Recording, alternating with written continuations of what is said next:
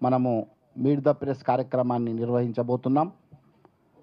మీ అందరికీ తెలుసు, రాజ్యహింసకు గురై రాజ్యం కక్ష కట్టడంతో నిరాధారమైన ఆరోపణలతో దాదాపు 9 ఏళ్ళు జైలు జీవితాన్ని గడిపి నిర్బంధానికి గురై ఇటీవలే విడుదలైనటువంటి సాయిబాబా గారికి తెలంగాణ రాష్ట్ర వర్కింగ్ జర్నలిస్ట్ సంఘం సమాజంలోకి సాధారణంగా స్వాగతం పలుకుతుంది. ఈ మీట్ ద ప్రెస్ కార్యక్రమాలు, ప్రెస్ మీట్లు, సభలు, సమావేశాలు నిర్వహించే ఆనవాయితీ ఇవాళది కాదు. ఇది దాదాపు 40 ఏళ్లుగా మా యూనియన్ ఈ కార్యక్రమాన్ని నిర్వహిస్తుంది. ఇవాళ సాయిబాబా గారితో కూడా ఆ లక్ష్యంలో భాగంగానే, ఆ ఆనవాయితీలో భాగంగానే మేము ఈ మీట్ ది ప్రెస్ కార్యక్రమాన్ని మా యూనియన్ నిర్వహిస్తుంది. ముఖ్యంగా వారు ఈ రాజ్యం నిర్బంధానికి గురై, రాజ్యహింసకు గురై 9 ఏళ్ళు జైలు జీవితాన్ని ఎలా గడిపారు, వారి అనుభవాలు మనం తెలుసుకునే ప్రయత్నం ఈ మీట్ ది ప్రెస్ ద్వారా చేయబోతున్నాం. వారికి మరొకసారి నేను స్వాగతం పలుకుతూ, ఈ మీట్ ద ప్రెస్ కార్యక్రమానికి మోడరేటర్గా మార్గదర్శకులు, ప్రజాస్వామికవాది, మానవ హక్కుల పరిరక్షణ కోసం ఏళ్ల తరబడి పోరాడుతున్న ప్రొఫెసర్ హరగోపాల్ సార్ను వేదిక మీదకి ఆహ్వానిస్తున్నాను. హరగోపాల్ సార్ ముందుగా ఒక 10 నిమిషాలు ఈ కార్యక్రమం మీట్ ద ప్రెస్ ఇంట్రడక్షన్ ఇస్తారు. తర్వాత ఒక 20 నిమిషాల పాటు ఇవాళ మన అతిథి, మీట్ ద ప్రెస్ అతిథి ప్రొఫెసర్ సాయిబాబా గారు మాట్లాడతారు. బ్రీఫ్గా వారు మొత్తం మీకు వివరిస్తారు తన అనుభవాల్ని. తదుపరి ఒక 30 నిమిషాల పాటు క్వశ్చన్ ఆన్సర్స్కి మనం అవకాశం ఇచ్చాం. ఆ క్వశ్చన్ ఆన్సర్స్ చెప్పేటప్పుడు మీ దగ్గరికే మైక్ వస్తుంది. క్వశ్చన్స్ అడిగేటప్పుడు మీ పేరు, మీరు పనిచేస్తున్న సంస్థ పేరు ఖచ్చితంగా మీరు చెప్పి వారికి ఆ క్వశ్చన్స్కి సంధించాలని మిమ్మల్ని సూచిస్తూ ఈ కార్యక్రమాన్ని కొనసాగించాల్సిందిగా హరగోపాల్ సార్ను కోరుతున్నాను.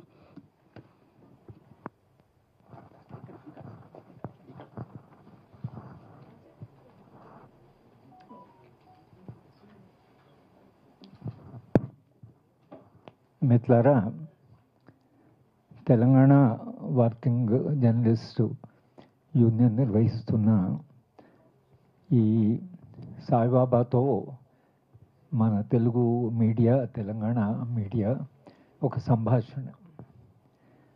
ఆయన అనుభవము, ఆయన విశ్వాసాలు, దేని కొరకు ఈ నిర్బంధాన్ని ఆయన అనుభవించవలసి వచ్చింది, ఎదుర్కోవాల్సి వచ్చింది. అలాగే మన దేశంలో ఉండే జైళ్లకు ఉండేటువంటి ప్రధానమైనటువంటి లక్ష్యము, ఒక మనిషి తప్పు చేస్తే జైలు సంస్కరించి ఆ మనిషిని మళ్ళీ సమాజంలోకి పంపించాలి అనేది. సాయిబాబా నేరం చేయలేదు, ఆయన కొన్ని రాజకీయ విశ్వాసాలని అంతే.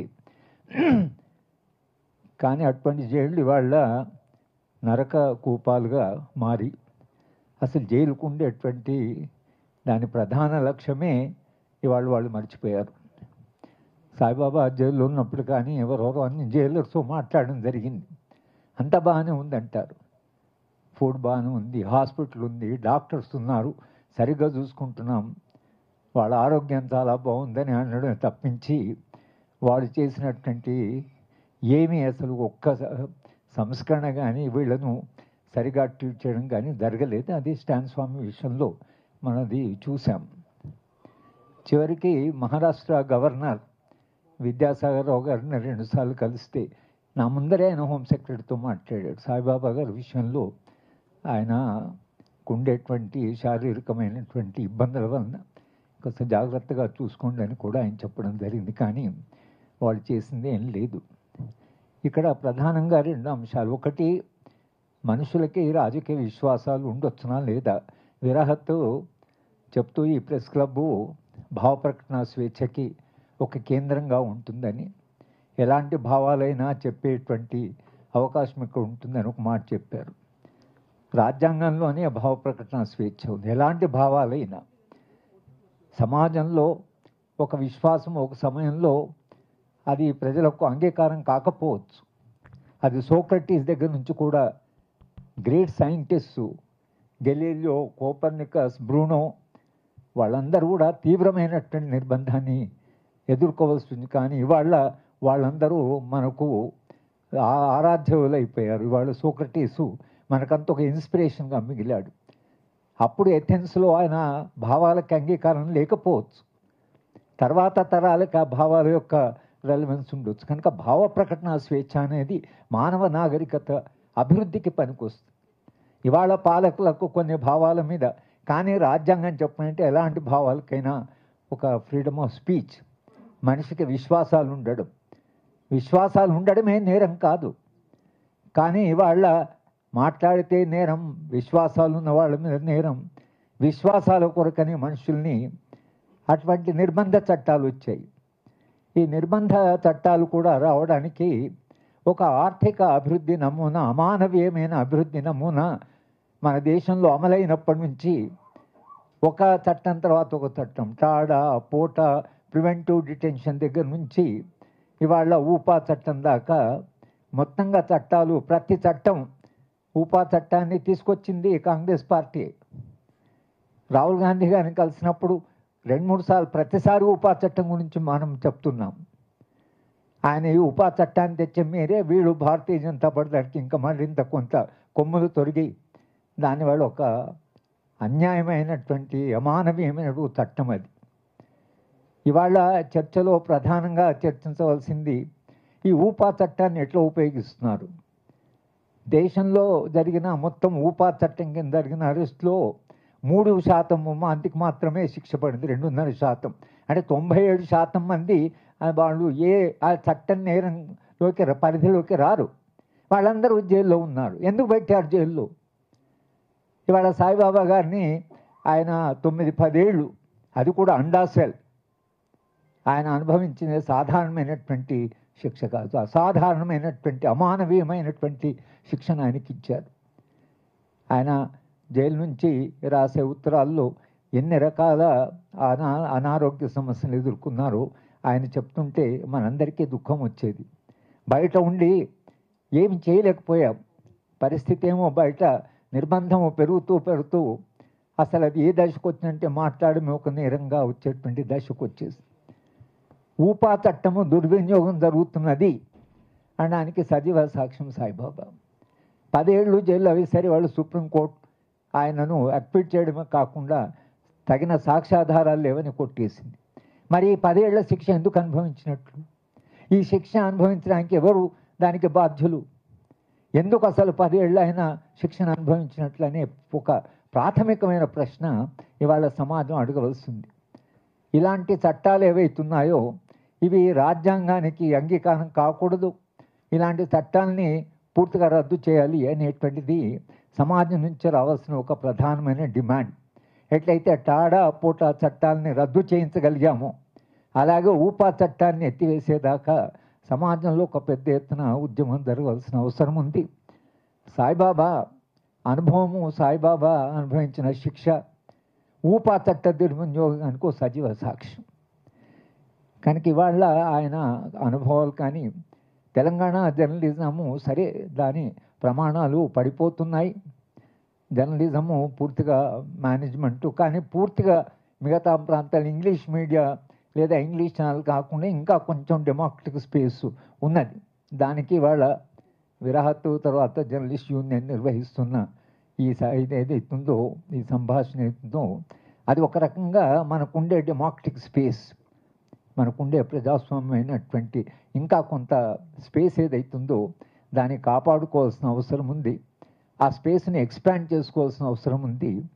ఈ ప్రెస్ ఇంటరాక్షన్ ఏదో దీన్ని దాంట్లో భాగంగా మనం పరిగణించాలి. మన స్పేస్ ఇది, ప్రజల స్పేస్, పౌర సమాజం స్పేస్ ఇది. ఈ స్పేస్ను కాపాడుకోవాల్సిన అవసరం ఉంది. సాయిబాబాతో మాట్లాడవలసింది, ఆయన మాట్లాడవలసిన అవసరం ఉంది.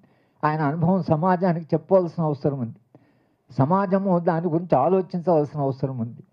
దాంట్లో భాగంగానే ఆయనకు వేసిన శిక్ష ఏదైతుందో దాన్ని మనం కండెమ్ చేయడమే కాకుండా ఊపా చట్టాన్ని కూడా, ఇటువంటి అన్యాయమైన చట్టము ఒక మనిషిని అన్యాయంగా 10 ఏళ్ళు శిక్ష వేశారు అనేటువంటిది ఏదైతుందో దాన్ని ఒక ఆధారంగా తీసుకొని మొత్తం దేశంలో ఊపా చట్టాన్ని గురించి కూడా ఒక చర్చ జరగాల్సింది. రాజకీయ విశ్వాసాలు, స్వతంత్రంగా ఆలోచించేటువంటి విశ్వాసాలు అనేవి కాపాడడం వలన భవిష్యత్ తరాలకి దాని నుంచి వచ్చే ప్రయోజనం. ప్రజాస్వామ్యంలో విశ్వాసాలు. ఆయన ఒక యూనివర్సిటీ ప్రొఫెసరు. యూనివర్సిటీకి స్వతంత్ర ప్రతిపత్తి ఉండేదే దాని కొరకు. ఒక సెంట్రల్ యూనివర్సిటీని పార్లమెంటు క్రియేట్ చేస్తుంది, ప్రధానమంత్రి చేయడు. క్యాబినెట్ యూనివర్సిటీని నిర్మించదు. యూనివర్సిటీ నిర్మాణం అనేది, యూనివర్సిటీ క్రియేషన్ అనేది పార్లమెంట్ చేస్తుంది. పార్లమెంట్ ఏం చేస్తుంది? పార్లమెంట్కు ఉండేటువంటి అధికారం ఏదైతుందో దాంట్లో ఒక భాగంగా విశ్వవిద్యాలయంకు స్వతంత్రమైన ప్రతిపత్తి. విశ్వవిద్యాలయాలకు స్వతంత్ర ప్రతిపత్తికి ఉందంటే భావ ప్రకటన స్వేచ్ఛ. జవహర్లాల్ నెహ్రూ గారు 1954లో బ్యాటిల్ ఆఫ్ ఐడియాస్ అన్నాడు.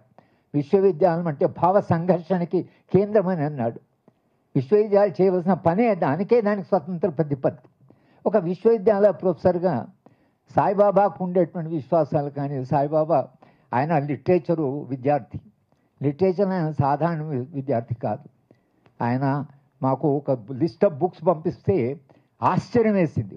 ఒక 60-70 పుస్తకాల లిస్టు రాసి, ఈ పుస్తకాలు నాకు వీలుంటే పంపండి అన్నప్పుడు, అంత ఆ జైల్లో ఉన్నా కూడా ఆయన అధ్యయనం, ఆలోచన, రచన ఏదైతుందో దాన్ని కొనసాగించాడు. నిజానికి విల్ పవర్, తన విశ్వాసాలు, రాజకీయ విశ్వాసాలు, సమాజం మారుతుందనే విశ్వాసము, ఆ విల్ పవర్ వలన ఆయన అక్కడ తట్టుకోగలిగాడు. కానీ మిగతా వాళ్ళకి అది సాధ్యమయ్యే పని కాదు. అంత ఒక అరుదైన ఒక మనిషి మన ముందు ఉన్నాడు. ఆయన మీడియాతో మాట్లాడతారు.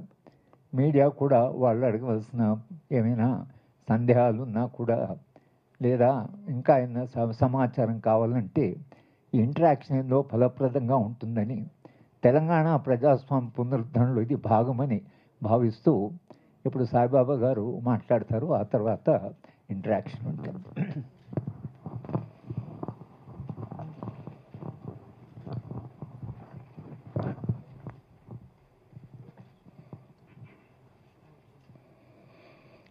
ప్రొఫెసర్ హరగోపాల్, మిత్రులు Virahat Ali, Telangana working journalist union, మీరు పత్రికా విలేకరులందరికీ కూడా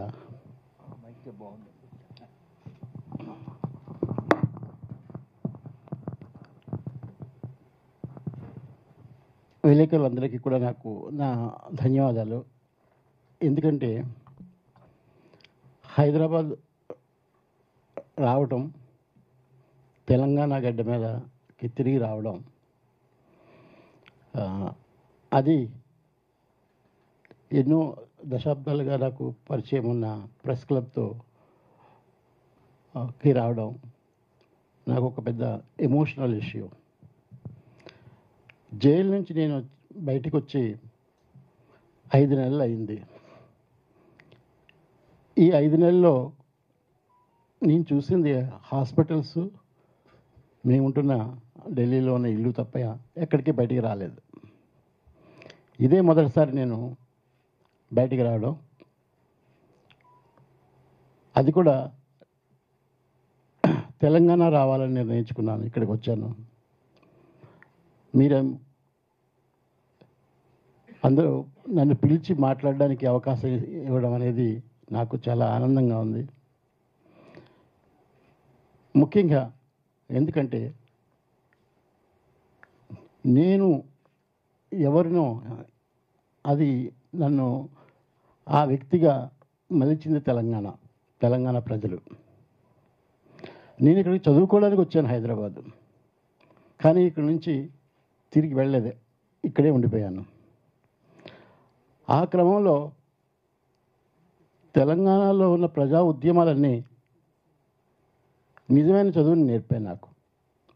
నేను యూనివర్సిటీ ఆఫ్ హైదరాబాద్కి చదువుకోవడానికి వచ్చాను. అక్కడ సాగిన అకాడమిక్ అధ్యయనం కన్నా జీవితాన్ని అర్థం చేసుకోవడానికి తెలంగాణ ప్రజలే నిజమైన ఉపాధ్యాయులుగా నాకు నేర్పారు. అలాగే మొదటి సంవత్సరంలోనే నేను వచ్చినప్పుడు ప్రొఫెసర్ హరిగోపాల్ పరిచయం అయ్యారు. ఇంకొక రెండో వ్యక్తి ప్రొఫెసర్ జయశంకర్. ఆయన నాకు చాలా అందించారు. అన్ని ఫెసిలిటీస్ కల్పించి చదువుకోవడానికి ఆయన చాలా కృషి చేశారు. అంతేకాకుండా మొదటి రోజుల్లోనే ఆయన తెలంగాణ ప్రత్యేక రాష్ట్ర ఉద్యమం గురించి, అవసరాన్ని గురించి కూడా మొదటి రోజుల్లోనే నాకు చెప్పారు. అప్పటి నుంచి క్రమంగా నాలో చైతన్యం పెరుగుతూ వచ్చింది. ఆయన అప్పుడు సిఈఎఫ్ఎల్ ఇఫ్లు ఇప్పుడు దాని రిజిస్ట్రార్గా ఉండేవారు. ఆయన అక్కడ ఇఫ్లులో రిజిస్ట్రార్గా ఉన్న ఆయన రూమ్లో, ఆయన ఇంటిలో, క్యాంపస్లో ఇంటిలో అనేక సందర్భాల్లో చాలా చర్చలు జరిగేవి. అందులో ఆయన నన్ను ప్రత్యేకించి చెప్పేవారు. అందుకే ఈరోజు నేను ఒకటి ఫీల్ అవుతున్నాను. నాకు 10 ఏళ్ల తర్వాత దొరికిన స్వేచ్ఛ, ఆ స్వేచ్ఛను పంచుకోవడానికి ప్రత్యేక రాష్ట్రంగా ఏర్పడిన తర్వాత మొదటిసారిగా నేను ఇక్కడికి వచ్చాను. తెలంగాణలో మళ్ళీ తిరిగి ఒక స్వేచ్ఛా వ్యక్తిగా తిరిగి రాగలిగాను. ఇప్పుడు మధ్యలో బెయిల్ మీద వచ్చినప్పుడు కూడా వచ్చాను, కానీ అప్పుడు నాకు నిజమైన స్వేచ్ఛ లేదు. ఈరోజు నేను ఏదైనా మాట్లాడగలుగుతాను. నా మీద ఏ కండిషన్స్ లేవు. అందుకోసమే మీతో కొన్ని విషయాలు పంచుకోవాలని నాకు అనిపించింది. ఈరోజు సంక్షిప్తంగా ఆ విషయాలు మీతో పంచుకుంటాను.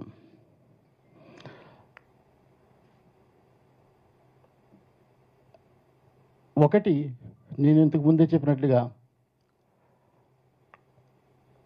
ప్రపంచంలోని అనేక ప్రాంతాల్లో ప్రముఖంగా నాకు కనిపించే తెలంగాణ ఉద్యమం, తెలంగాణ ఎప్పటి నుంచి అంటే అది తెలంగాణ 1940స్లో జరిగిన ఉద్యమాల దగ్గర నుంచి 1930s నుంచి ఇప్పటి వరకు కూడా జరిగిన గొప్ప ప్రజాస్వామిక ఉద్యమాల నుంచి నేర్చుకోగలిగింది ఎందుకంటే ఇంకెక్కడ లేదేమో అనిపిస్తుంది. అక్కడి నుంచి నా చైతన్యం పెరిగి ఒక బాధ్యతాయుతమైన పౌరునిగా నన్ను నేను మలుచుకున్నాను. ఇక్కడి నుంచి నేను ఢిల్లీ వెళ్ళిన తర్వాత గత 25-30 సంవత్సరాలుగా ఢిల్లీలో నేను ఉన్నది ఒక కేంద్రంగా, అనేక ప్రజా ఉద్యమాల కేంద్రంగా పనిచేశాను. అది రైతాంగ ఉద్యమాలు కావచ్చు, రైతుల ఉద్యమాలు కావచ్చు, ఎన్ని రకాల ఉద్యమాలైనా అందరూ నన్ను అక్కడ కాంటాక్ట్ చేసేవారు. ఒక్క పార్టీ అని కాదు, ఒక్క సంఘం అని కాదు, పౌర హక్కుల సంఘాలు, సిపిఐ, సిపిఎం దగ్గర నుంచి అన్ని రకాల, ఇంక్లూడింగ్ కాంగ్రెస్ దగ్గర నుంచి అన్నీ కూడా నన్ను కాంటాక్ట్ చేసేవారు. నేను కేంద్రంగా ఉన్నాను అక్కడ. ఈ విషయం నేను ఎందుకు చెప్తున్నానంటే ఈ కేసుకి దానికి ఒక సంబంధం ఉంది. ఏ కేసులో అయితే నన్ను అక్రమంగా అరెస్ట్ చేసి 10 సంవత్సరాలు ఒక ట్రొమాటిక్ ఎక్స్పీరియన్స్ చూపించారో, ఒక చిత్రహింసలో కొలిమి చూపించారో, దానికి దీనికి సంబంధం ఉంది. ప్రపంచవ్యాప్తంగా ఏ ఉద్యమాలైనా కానీ, దేశంలో ఉన్న ఏ రాష్ట్రాల్లో ఉన్న ఉద్యమాలు కానీ, ఆ ప్రజా సంఘాలు కానీ, ప్రజాస్వామ్యవాదులు కానీ నన్ను ఢిల్లీలో కాంటాక్ట్ చేసేవారు. అందరితో కలిసి పనిచేసిన ఈ 30 సంవత్సరాలు, 25 సంవత్సరాలు కారణంగానే నన్ను అరెస్ట్ చేశారనేది మీ అందరికీ చెప్పదలుచుకున్నాను. ఈ విషయం నేను మీతో షేర్ చేసుకుంటున్నాను ఈరోజు. దానికి కారణం కూడా నేను చెప్తాను, దానికి బ్యాక్గ్రౌండ్ కూడా మీతో పంచుకుంటాను. చాలామంది ఢిల్లీలో, నాగపూర్లో నేను బయటకు వచ్చినప్పుడు ఒకే ఒక ప్రశ్న వేశారు, అసలు మిమ్మల్ని అరెస్ట్ చేయడానికి కారణం ఏమిటి? ఏదైనా ఒక కారణం ఉండాలి కదా, అది ఏంటి అసలు అని. అయితే ఈ ప్రశ్న ఎప్పుడో గత 10 ఏళ్లలో ఈ ప్రశ్నకి అర్థం లేకుండానే పోయిందనేది మనందరికీ తెలుసు. అయినప్పటికీ కూడా నేను ఈ ప్రశ్నకి జవాబు ఎందుకు చెప్పాలి అంటే దానికి కొంత చారిత్రక కారణం కూడా ఉంది. చాలామంది ఈ 10 సంవత్సరాల్లో అరెస్ట్ అయిన వాళ్ళు లాయర్స్ కావచ్చు, ప్రొఫెసర్స్ కావచ్చు, విద్యార్థులు కావచ్చు, సాధారణ మహిళలు కావచ్చు, జర్నలిస్టులు ఎంతమంది అరెస్ట్ అయ్యారో వాటన్నిటికీ కారణాలు చెప్పడానికి మనం ఎంత ఎదుక్కున్నా కనిపించవు. ఆ కారణం ఒకటే ఒకటి ఉంటుంది, హెజిమనీ నడవాలి. ఒక భయకంపితమైన వాతావరణంలో సమాజం సైలెంట్ అవ్వాలి. సైలెన్సింగ్ ది వాయిసెస్, అది ఆ కారణం జనరల్గా అందరికీ వర్తిస్తుంది. అందులో నా మీద కూడా అది వర్తించింది. 10 సంవత్సరాలు నన్ను మాట్లాడనివ్వకుండా చేయడం అనేది అందులో భాగం. ఎందుకంటే నన్ను అరెస్ట్ చేయడానికంటే ముందు కొన్ని అథారిటీస్ కలిసి నాకు చెప్పారు, నువ్వు ఫలానా పనులు చేయకపోతే నిన్ను అరెస్ట్ చేయము, లేకపోతే నిన్ను ఏదో ఒక తప్పుడు కేసులో ఇరికించి నిన్ను బయటికి రాకుండా చేస్తాము అని చెప్పారు. ఈ విషయం నాతోనే మొదలైంది ఈ మధ్యకాలంలో. అంతకుముందు కూడా జరిగి ఉండొచ్చు, తెలియదు. కానీ ఆ తర్వాత నాతో పనిచేస్తూ నా ఢిల్లీ యూనివర్సిటీలో నా సీనియర్ ప్రొఫెసర్ హనీబాబు కూడా అదే విధంగా బెదిరించారు. అయితే ఆయన కానీ నేను కానీ ఆ బెదిరింపులు లొంగకపోవడం వలన, ఆ బెదిరింపులకు నేను వెనక్కి తగ్గకపోవడం వల్ల అరెస్ట్ చేశారు, తప్పుడు కేసులో ఇరికించారు. దానికి మీ అందరి ముందు ఉన్న ఒకే ఒక్క విషయం మీకు తెలుసు. ఇది నేను చెప్పే విషయం మీద మీకు విశ్వాసం కలగడానికి. నన్ను ఢిల్లీలో కిడ్నాప్ చేసి అరెస్ట్ చేశారు. చేసిన తర్వాత ఇక్కడ నాగపూర్ ఫ్లైట్లో తీసుకెళ్ళి అక్కడి నుంచి అహేరి అని గడ్చిరోలి జిల్లాలో ఒక మారుమూల ప్రాంతానికి తీసుకెళ్ళి మెజిస్ట్రేట్ ముందు పెడితే మెజిస్ట్రేట్ అడిగాడు, మీకు పోలీస్ కస్టడీ కావాలా అని. మరి అంత దూరం నుంచి అరెస్ట్ చేసి, అంత కిడ్నాప్ చేసి అరెస్ట్ చేసి, అంత కష్టపడి తీసుకెళ్ళిన వాళ్ళు పోలీస్ కస్టడీ కావాలని అడగాలి కదా.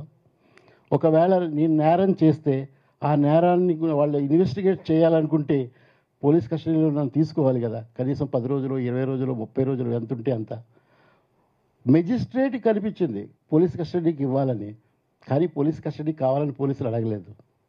వాళ్ళు ఏమన్నారంటే, మాకు పోలీస్ కస్టడీ అవసరం లేదు, జైలుకి పంపించండి అని వాళ్ళు చెప్పారు. మరి ఎందుకు ఇంత కష్టపడి అరెస్ట్ చేసి తీసుకెళ్ళడం అని మెజిస్ట్రేట్ అడిగారు. ఇది వీల్ చైర్లో ఉన్నాడు, నేను అక్కడి నుంచి ఎక్కడ తీసుకొచ్చి మీరు పోలీస్ కస్టడీ వద్దని అంటున్నారు ఏమిటి అని. నేను చెప్పాను మెజిస్ట్రేట్కి, నేను రెడీ ఉన్నాను అని. అయినా పోలీసులు ఏమని చెప్పారు, ఇన్వెస్టిగేషన్ ఆఫీసర్ ఏమని చెప్పాడు, నాకు పోలీస్ కస్టడీ అవసరం లేదు అని చెప్పాడు.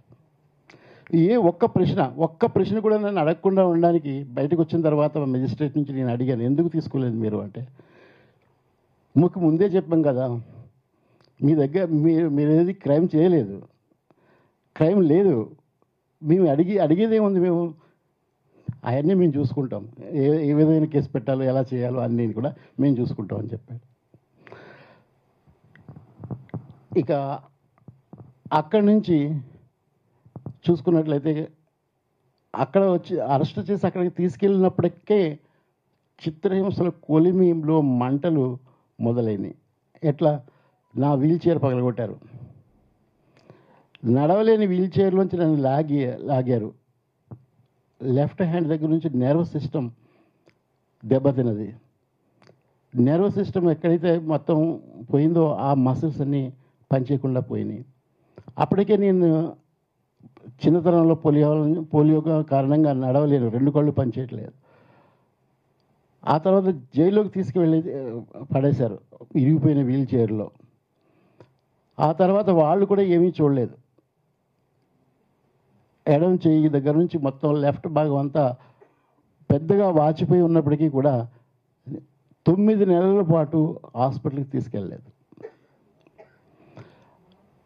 కేవలం పెయిన్ కిల్లర్స్ ఇచ్చారు, ఏ డాక్టర్ విజిట్ చేయలేదు. దాంతో మొత్తం ఎడం చేయి పని చేయకుండా పోయింది. అక్కడితో ఆగిపోలేదు. దానికి ట్రీట్మెంట్ ఇవ్వకపోవడం వల్ల ఆ నర్వ్ సిస్టము, మసిల్స్ ష్రింక్ అయిపోవడం వల్ల లెఫ్ట్ సైడు రిబ్స్ క్రౌడెడ్గా మారిపోయి అవి లంగ్స్ మీద ప్రభావం చూపించాయి. లంగ్స్ మీద ఒత్తిడి పడడం వల్ల లంగ్స్ పోయి హార్ట్ మీద ఒత్తిడి తెచ్చాయి. హార్ట్ దగ్గర నుంచి మొత్తం అన్ని ప్రాబ్లమ్స్ వచ్చాయి. నన్ను అరెస్ట్ చేసినప్పటికీ నాకు చిన్నతనంలో వచ్చిన పోలియో తప్ప ఏ ఇతర వ్యాధులు ఏమీ లేవు. మొట్టమొదటిసారిగా జైల్లో నాకు మొదటిసారిగా నేను ఫీల్ అవ్వాల్సి వచ్చింది, ఐఎమ్ ఏ డిజేబుల్డ్ పర్సన్ అని. అంతవరకు నేను ప్రజల మధ్య, ప్రజా కార్యకర్తల మధ్య ఉండడం వల్ల నాకు ఆ భావన ఇప్పుడు కలగలేదు. అలాగే నేను చాలా రకాలైన పనులు చేయగలిగేవాడిని, నా సొంత పనులు నేను చేసుకోగలిగేవాడిని నాకున్న 2 చేతుల బలంతో. అయితే ఇది ఒకవేళ ఇట్లాంటి పరిస్థితి ఇప్పుడు నేనున్న పరిస్థితికి తీసుకురావడానికి వాళ్ళు అనుకోకుండా చేశారా? ఒకవేళ అనుకోకుండా జరిగినట్లయితే వైద్యం చేయించేవారు కదా. అక్కడ మెడికల్ కాలేజ్ ఉంది నాగపూర్లో, అన్ని ఆధునిక వైద్య సదుపాయాలు ఉన్నాయి. కానీ 10 ఏళ్లలో అప్పుడప్పుడు తీసుకెళ్ళారు హాస్పిటల్కి.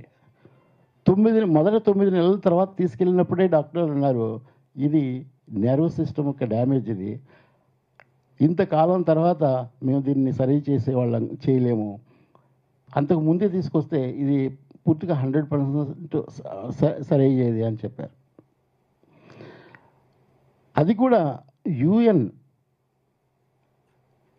వింగ్స్ లెటర్ మీద లెటర్స్ భారత ప్రభుత్వానికి, మహారాష్ట్ర ప్రభుత్వానికి రాయడము, వాళ్ళ జైలు కూడా పంపించడం చేసినప్పుడు అప్పుడప్పుడు కేవలం చూపించడం కోసం హాస్పిటల్కి తీసుకెళ్ళడం తప్ప 10 ఏళ్లలో వాళ్ళు చేసిన వైద్యం ఏదీ లేదు. ఆ మెడికల్ రికార్డ్స్ అన్నీ మీ ముందున్నాయి, అవి చూస్తే మీకే తెలుస్తుంది. అయితే ఇవన్నీ ఇలా నడుస్తున్నప్పటికీ కూడా అనేక రకమైన మొత్తం 21 రకాలైన ఆరోగ్య సమస్యలు వచ్చాయని డాక్టర్సే వాళ్ళు చెప్పారు, రాసిచ్చారు. అప్పుడు బెయిల్ నిరాకరించిన ముంబై హైకోర్టు 1 నెలలోనే మళ్ళీ తిరిగి వాళ్ళే పిలిచి సోమోటోగా బెయిల్ మీద రిలీజ్ చేసి పంపించారు. కానీ అది ఎక్కువ రోజులు నడవలేదు. మళ్ళీ ఒక బెంచ్ రిజెక్ట్ చేస్తుంది, ఇంకొక బెంచ్ బెయిల్ ఇస్తుంది. బెయిల్ ఇచ్చిన తర్వాత 6 నెలల తర్వాత మళ్ళీ జైలుకి రావాలని మూడో బెంచ్ వెనక్కి పిలిచింది. అసలు ఒక వ్యక్తి జీవితంతో ఇలా జరగడం, అది ఇన్వెస్టిగేటింగ్ ఏజెన్సీ దగ్గర నుంచి కాన్స్టిట్యూషనల్ కోర్టు వరకు జరిగిన ఈ 10 సంవత్సరాల్లో జరిగిన మొత్తం చరిత్ర చూస్తే మీకు అర్థమవుతుంది. ఒక బెంచ్ చెప్తుంది ఇది చాలా సీరియస్ కేసు, మేము బెయిల్ ఇవ్వలేము అని. అదే కోర్టు ఇంకొక బెంచ్ సోమోటోగా చేసి ఇతని మీద ఆరోపణలే లేవు అని చెప్తుంది. ఆ ఛార్జెస్ కూడా ఏమి లేవు అని చెప్తుంది. బెయిల్ ఇచ్చినప్పుడు తర్వాత మళ్ళీ సుప్రీంకోర్టుకి వెళ్తే సుప్రీంకోర్టు చీఫ్ జస్టిస్ ఆనాడు చీఫ్ జస్టిస్ కెహార్ ఒక ఇంటెలెక్చువల్స్ని హెరాస్ చేయడం కోసం తప్ప ఇంకేం లేదు ఈ కేసులో అని రాశాడు ఆయన. బెయిల్ ఆర్డర్లో ఇలా చాలా చెప్పచ్చు, కానీ కొన్ని ముఖ్యమైన విషయాలు చెప్తాను. ముఖ్యంగా గత 10 సంవత్సరాల్లో డార్క్ టైమ్స్ ఏవైనా నడిచాయో, చీకటి రోజులు, అదే సమయంలో 2 సంవత్సరాలు కోవిడ్ చీకటి రోజులు కూడా నడిచాయి. జైల్లో అండా సెల్లో, అంటే జైల్లో జైలు అది ఒక ప్రత్యేకమైన ఒక రూమ్లో నిర్బంధించి బయట మిగిలిన ప్రజలతో కలవకుండా చేసి ఎటువంటి కమ్యూనికేషన్ లేకుండా చేసి నిర్బంధించడం, అక్కడ ఎటువంటి వీల్ చైర్ తిరగడానికి లేని పరిస్థితులు ఉన్న ప్రాంతంలో పెట్టడం, ఆ జైల్లో వాళ్ళు అనుకుంటే, కోర్టులు అనుకుంటే కాస్త ఊరట కలిగించే ఉన్న ప్రాంతంలో కూడా సెల్లో కూడా వాళ్ళు పెట్టే అవకాశం ఉన్నప్పటికీ కూడా పెట్టలేదు. నేను అనేక లెటర్స్ రాశాను, సెషన్స్ కోర్టు నుంచి హైకోర్టు వరకు. ఏ లెటర్కి జవాబు రాలేదు. ఆ జడ్జెస్ కూడా విజిట్ చేసి వచ్చినప్పుడు కూడా మాట్లాడాను. అప్పుడు కూడా వాళ్ళు ఆ కండిషన్స్ చూసి కూడా, సెల్ దగ్గరికి వచ్చి చూసి కూడా ఏమీ మాట్లాడకుండా వెళ్ళారు. అలాంటి పరిస్థితుల్లోంచి కోవిడ్ పీరియడ్కి వచ్చినప్పటికీ కుటుంబంతో కానీ ఎవరితో కానీ కనీస కమ్యూనికేషన్స్ లేని సందర్భంలో కుటుంబాల్లోనూ ఫ్రెండ్స్ మిత్రులు ఎవరికి ఏం జరుగుతుందో, ఎవరు బతుకున్నారో ఎవరు బతికలేరో కూడా తెలియని పరిస్థితుల్లో నా ముందు జైల్లో ఒక్కొక్కళ్ళు రాలిపోతుంటే చూసి చాలా చలించిపోయాను. అంతేకాకుండా అసలు జైల్లో నేను పడ్డ బాధలే కాకుండా, శారీరకంగా నేను అనుభవించినవే కాకుండా, కావాలని వాళ్ళు చేసిన కల్పించిన పరిస్థితులే కాకుండా ఇంకా కొన్ని, అంటే మన సమాజం అంతట్లోనూ చూసేవి చాలా తీవ్ర రూపంలో కనిపించాయి. అక్కడ కుల వ్యవస్థ విచ్చలవిడిగా కనిపిస్తుంది. అక్కడ కులాన్ని బట్టి ప్లేస్ ఇస్తారు, కులాన్ని బట్టి జైలు జాబ్ ఇస్తారు. ఏ కులానికి చెందిన వాడైతే ఆ కులానికి సంబంధించిన వృత్తి ఆ జైల్లో చేయాలి.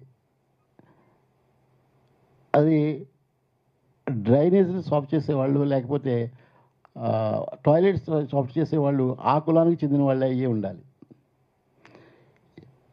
ఆ కుల వ్యవస్థని చాలా ఓపెన్గా ప్రాక్టీస్ చేస్తారు.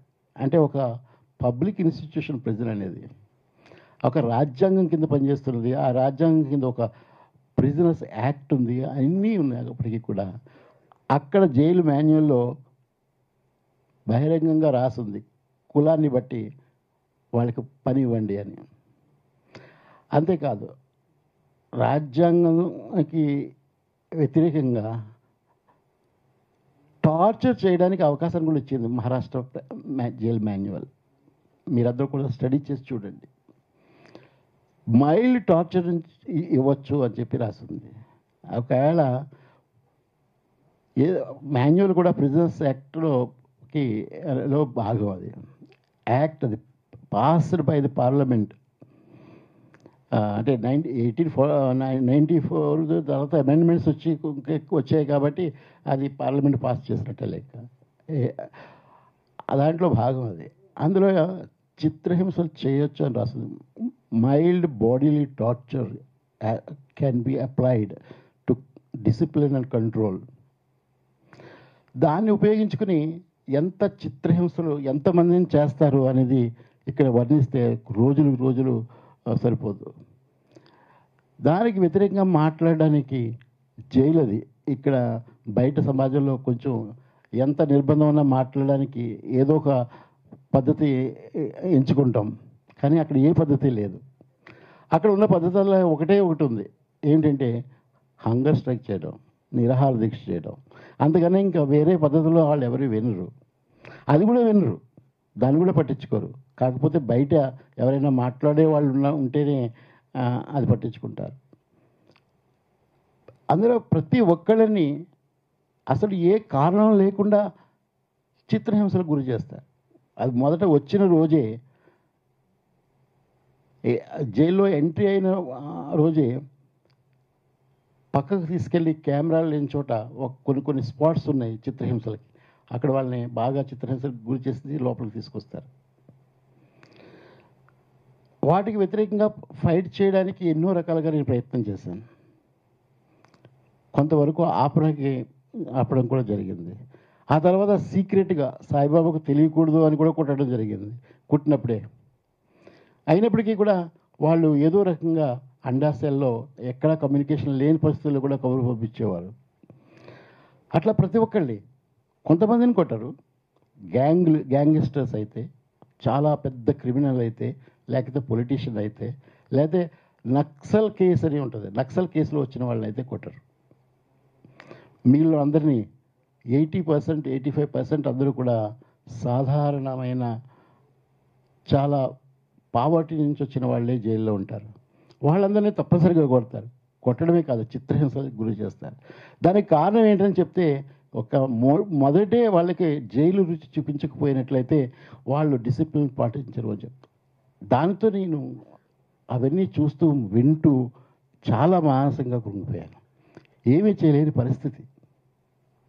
అలాంటి పరిస్థితుల్లో నేను ఎప్పుడు చిన్నప్పటి నుంచి మాట్లాడకుండా ఉండే అలవాటు లేదు. అయినప్పటికీ కూడా ఏ అధికారి కానీ విజిట్కి వచ్చినప్పుడు ఎవరెవరు వచ్చినప్పటికీ కూడా వాళ్ళతో మాట్లాడుతూనే ఉండేవాడిని. ఇంకొక అంటే అక్కడ జరిగే చిత్రహింసల కొలిమిలో నేను చూసినవి మానసికంగా శారీరకంగా నేను అనుభవించినవి కాకుండా ఒక్క విషయం మాత్రం చెప్తాను జైలుకి సంబంధించినంత వరకు. అనిల్ దేశ్ముఖ్ ఆయన హోమ్ మినిస్టర్గా పనిచేశారు. బీజేపీ ప్రభుత్వం, 2 బీజేపీ ప్రభుత్వాల మధ్య కాంగ్రెస్ ఎన్సీపీ ప్రభుత్వం వచ్చినప్పుడు అనిల్ దేశ్ముఖ్ హోమ్ మినిస్టర్. ఆయన నన్ను చూడడానికి కలవడానికి జైలు వచ్చాడు. 1 గంట సేపు మాట్లాడి వెళ్ళాడు. నేను చాలా విషయాలు చెప్పాను జైల్లో. ఆయన అన్నాడు, నీ గురించి చెప్పు, నీకేం కావాలి ఫెసిలిటీస్ అంటే. ఇప్పుడు మిగిలిన అందరికీ ఏం ఫెసిలిటీస్ లేకపోయినప్పుడు నాకు ఒక్కడికి ఎలా కల్పిస్తారు మీరు? సాధారణంగా కొన్నైనా కల్పించండి అందరికీ అంటే నేను తప్పనిసరిగా చూస్తానని వెళ్ళాడు. కానీ ఆయనే జైల్లో పడ్డాడు. 1 సంవత్సరం పాటు ఆయన జైల్లో ఉన్నాడు, ముంబై జైల్లో. బయటకు వచ్చిన తర్వాత ఆయన ఇచ్చిన స్టేట్మెంట్ నాగపూర్లో నాకు చాలా ఆశ్చర్యం కల్పించింది. ఏమన్నాడంటే, జైల్లో నేను బతకగలిగే పరిస్థితులే లేవు, అసలు ఎంత దారుణమైన పరిస్థితులు ఉన్నాయంటే అసలు ఎవరూ జైలుకి వెళ్ళకూడదు అని ఆయన స్టేట్మెంట్ ఇచ్చాడు. అసలు ఈ పరిస్థితులు మార్చాలి అని నేను ప్రస్తుత హోమ్ మినిస్టర్కి లెటర్ రాస్తున్నానని కూడా అన్నాడు. ఇంకొక లీడరు తర్వాత ఉద్ధవ్ ఠాకరే పార్టీకి చెందిన ఆయన జైల్లోకి వెళ్ళాడు. ఆయన పేరు సంజయ్ రావుత్. ఆయన బయటకు వచ్చిన తర్వాత జైల్లోంచి కూడా ఎంత దారుణమైన పరిస్థితులు ఉన్నాయో వాటి గురించి మాట్లాడాడు జైలు. బహుశా అంటే వాళ్ళ లీడర్స్, పవర్ ఉన్నవాళ్ళు జైల్లోకి వెళ్తే జైలు పరిస్థితులు ఎలా ఉన్నాయో మాట్లాడితే సమాజం కూడా వింటదేమో, ప్రభుత్వాలు వింటాయేమో అనుకున్నాను. కానీ ఏమీ తర్వాత కూడా ఏం మార్పులు రాలేదు. ఆ తర్వాత 3వ వ్యక్తి ఒక పెద్ద ఇండస్ట్రియలిస్ట్, నరేష్ గోయల్. ఆయన జైల్లో ఉన్న పరిస్థితుల గురించి సెషన్స్ కోర్టులో చెప్తూ అన్కంట్రోలబుల్గా ఏడ్చాడు. నేను బతకను ఇక్కడ, నేను ఉండను అని చెప్పాడు. వీళ్ళ ముగ్గురిని పోల్చుకుంటే నా మీద పెట్టిన జైల్లో పెట్టిన నిర్బంధం కదలలేని చేసినట్టు పరిస్థితిలో వచ్చిన పరిస్థితి. కనీసం టాయిలెట్కి వెళ్ళాలంటే 2 వ్యక్తులు మోసుకుపోవాల్సిన పరిస్థితి, ఒక గ్లాసు మంచినీళ్ళు తీసుకోలేని పరిస్థితి, ఒక ప్లాస్టిక్ బాటిల్ అడిగితే ఇవ్వలేని పరిస్థితి.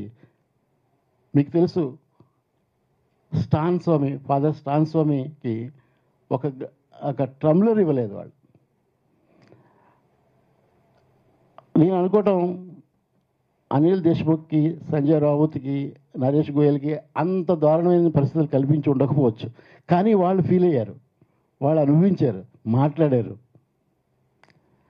అంటే మనం జైళ్ళు ఎట్లా తయారు చేసి పెట్టుకున్నామంటే అసలు అమానవీయ పరిస్థితుల్లోంచి, అంటే మనుష్యులు ఇక్కడ బతుకుతారు, కొంతకాలం ఉంటారు అనే ఇది కూడా మర్చిపోయి అలాంటి జైలు తయారు చేసి పెట్టారు. అక్కడ నుంచి ఏం మాట్లాడినా ఏం చెప్పినా కూడా ఉపయోగం ఉండని పరిస్థితులు ఇవి. ఒకటైతే ఒక సాధారణంగా మొదట నేను చెప్పినప్పుడు ఒక సాధారణంగా నన్ను అడిగిన ప్రశ్నకి మిమ్మల్ని ఎందుకు అరెస్ట్ చేశారు, అసలు అంత అవసరం ఏమొచ్చింది, మీరు వీల్ చైర్లో ఉంటారు, మీకు ఎందుకు అంత థ్రెట్ ఎట్లా అయ్యారు అని అడిగిన ప్రశ్నకి సమాధానం మీ ముందు చెప్పాలనుకుంటున్నాను. 2010 నుంచి 2014 వరకు నేను ఒకే ఒక్క సమస్య మీద కేంద్రీకరించి పనిచేశాను. అది నేను ఒక్కడిని కాదు, చాలామంది. అది ఆపరేషన్ గ్రీన్ కి వ్యతిరేకంగా క్యాంపెయిన్, కేవలం క్యాంపెయిన్. అది ఆపరేషన్ గ్రీన్ కి వ్యతిరేకంగా క్యాంపెయిన్ చెయ్యాలని మొదలుపెట్టించింది justice Rajendra Sachar, Delhi high court retired judge. ఆయన ఒకరోజు నన్ను కొంతమంది కార్యకర్తలను పిలిచి, ఇది చాలా సీరియస్ అయిన విషయం, దీని మీద మనం ఏదైనా చేయాలని రాజ్యాంగంలో ఉన్న పాయింట్స్, తర్వాత షెడ్యూల్ ఏరియాస్కి సంబంధించి అన్నీ రాసిచ్చి మీరు అంతా చేయండి అండి, మీరుంటే మేము చేస్తామన్నారు. ఆయన కూడా మీతోనే నడుస్తానని చెప్పాడు.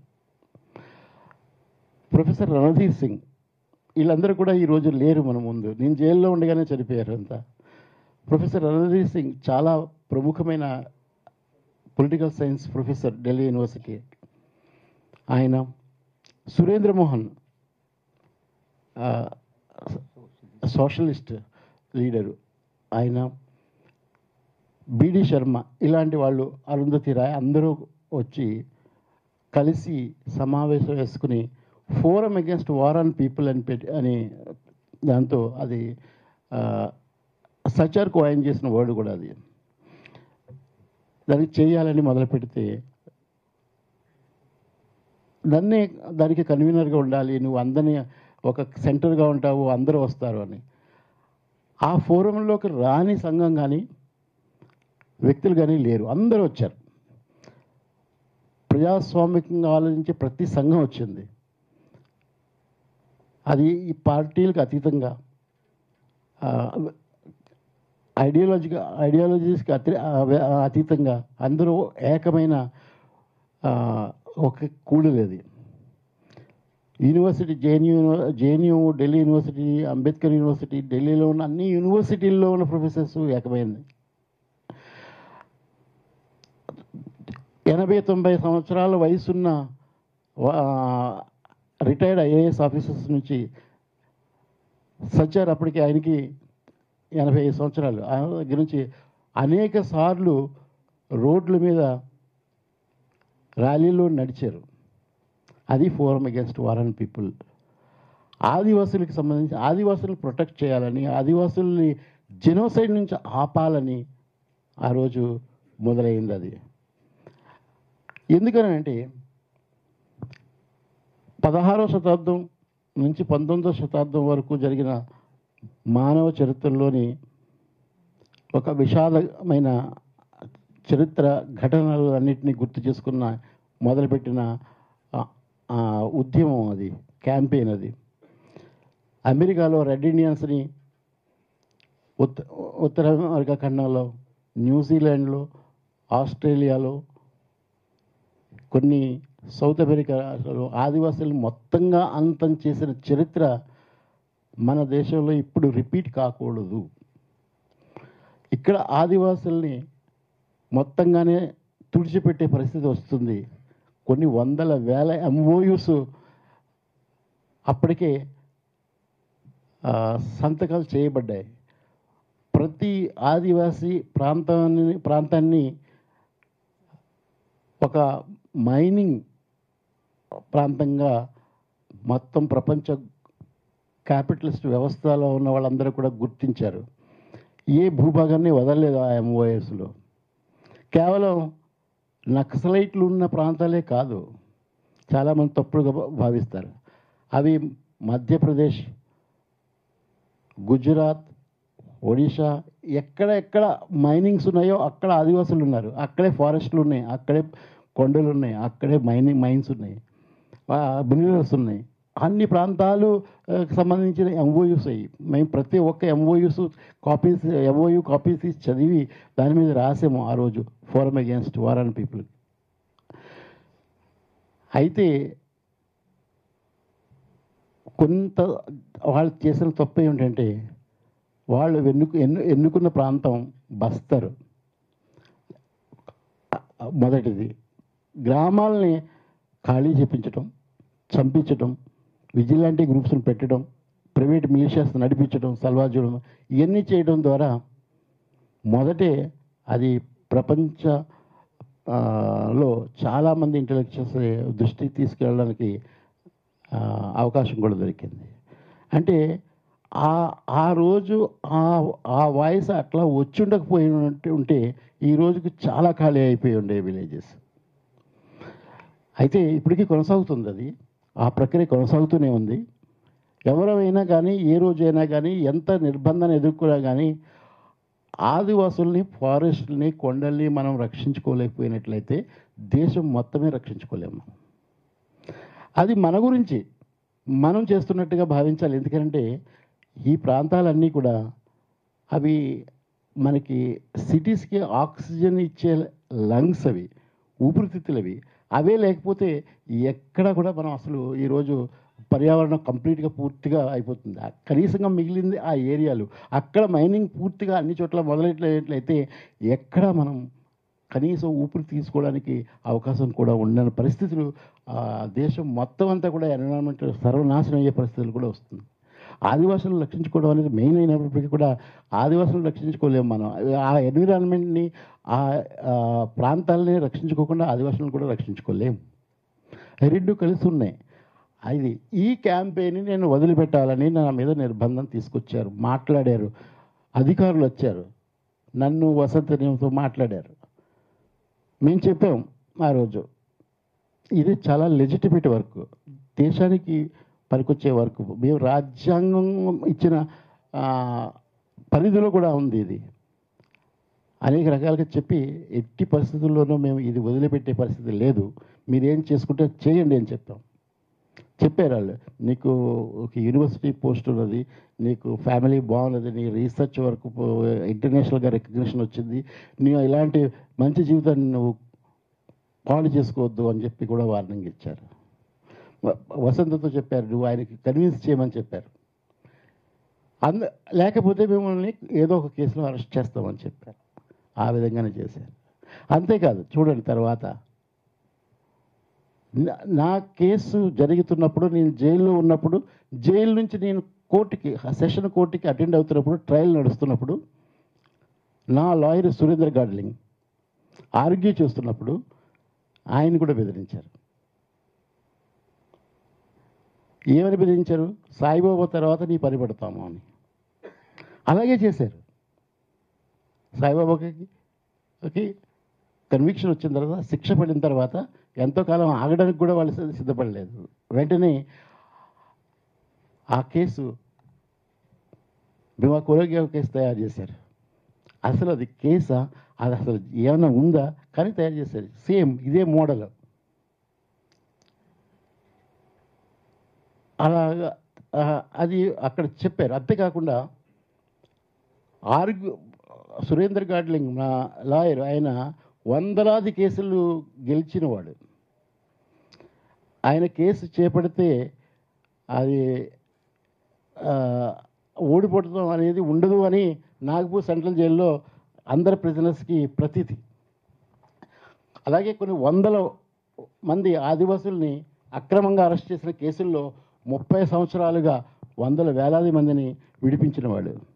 ఏమీ తెలియదు, అసలు సంబంధం లేని వాళ్ళని, ఆదివాసులే కాకుండా ఎవరో ఒక భిక్షగాళ్ళని అరెస్ట్ చేసి తప్పుడు కేసు పెట్టిన వాళ్ళని ఎవరో జైల్లో వెళ్ళినప్పుడు చెప్తే వాళ్ళని కూడా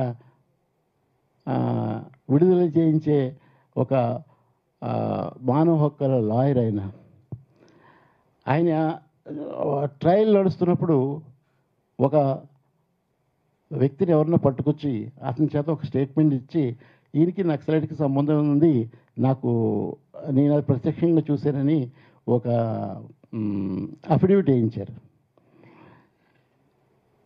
అది దానికి సంబంధం ఏం లేదు కాబట్టి జడ్జి కూడా ఆ రోజున ఒప్పుకోలేదు ఈయన లాయర్గా తీసేయాలని. అది పక్కకు పోయింది. పక్కకు పోయిన తర్వాత పోలీసులే డైరెక్ట్గా కోర్టు రూమ్లో మిగిలిన లాయర్స్ ఎదురుగా చెప్పారు, ఈయనని సాయిబాబా శిక్ష పడిన తర్వాత నీ పని పడతామని అట్లనే చేశారు. అలా మొదలైంది భీమా కోరేగాం కేసు. ఇది ఇక ఇప్పుడు మనం ఏం చెప్పగలుగుతాం? ఏ కారణం చేత ఎవరినైనా ఎప్పుడైనా ఎందుకు అరెస్ట్ చేస్తారు అనేది. ఇదొకైతే ఇక కొన్ని విషయాలు మాత్రమే ప్రస్తావించి మిగిలిన తర్వాత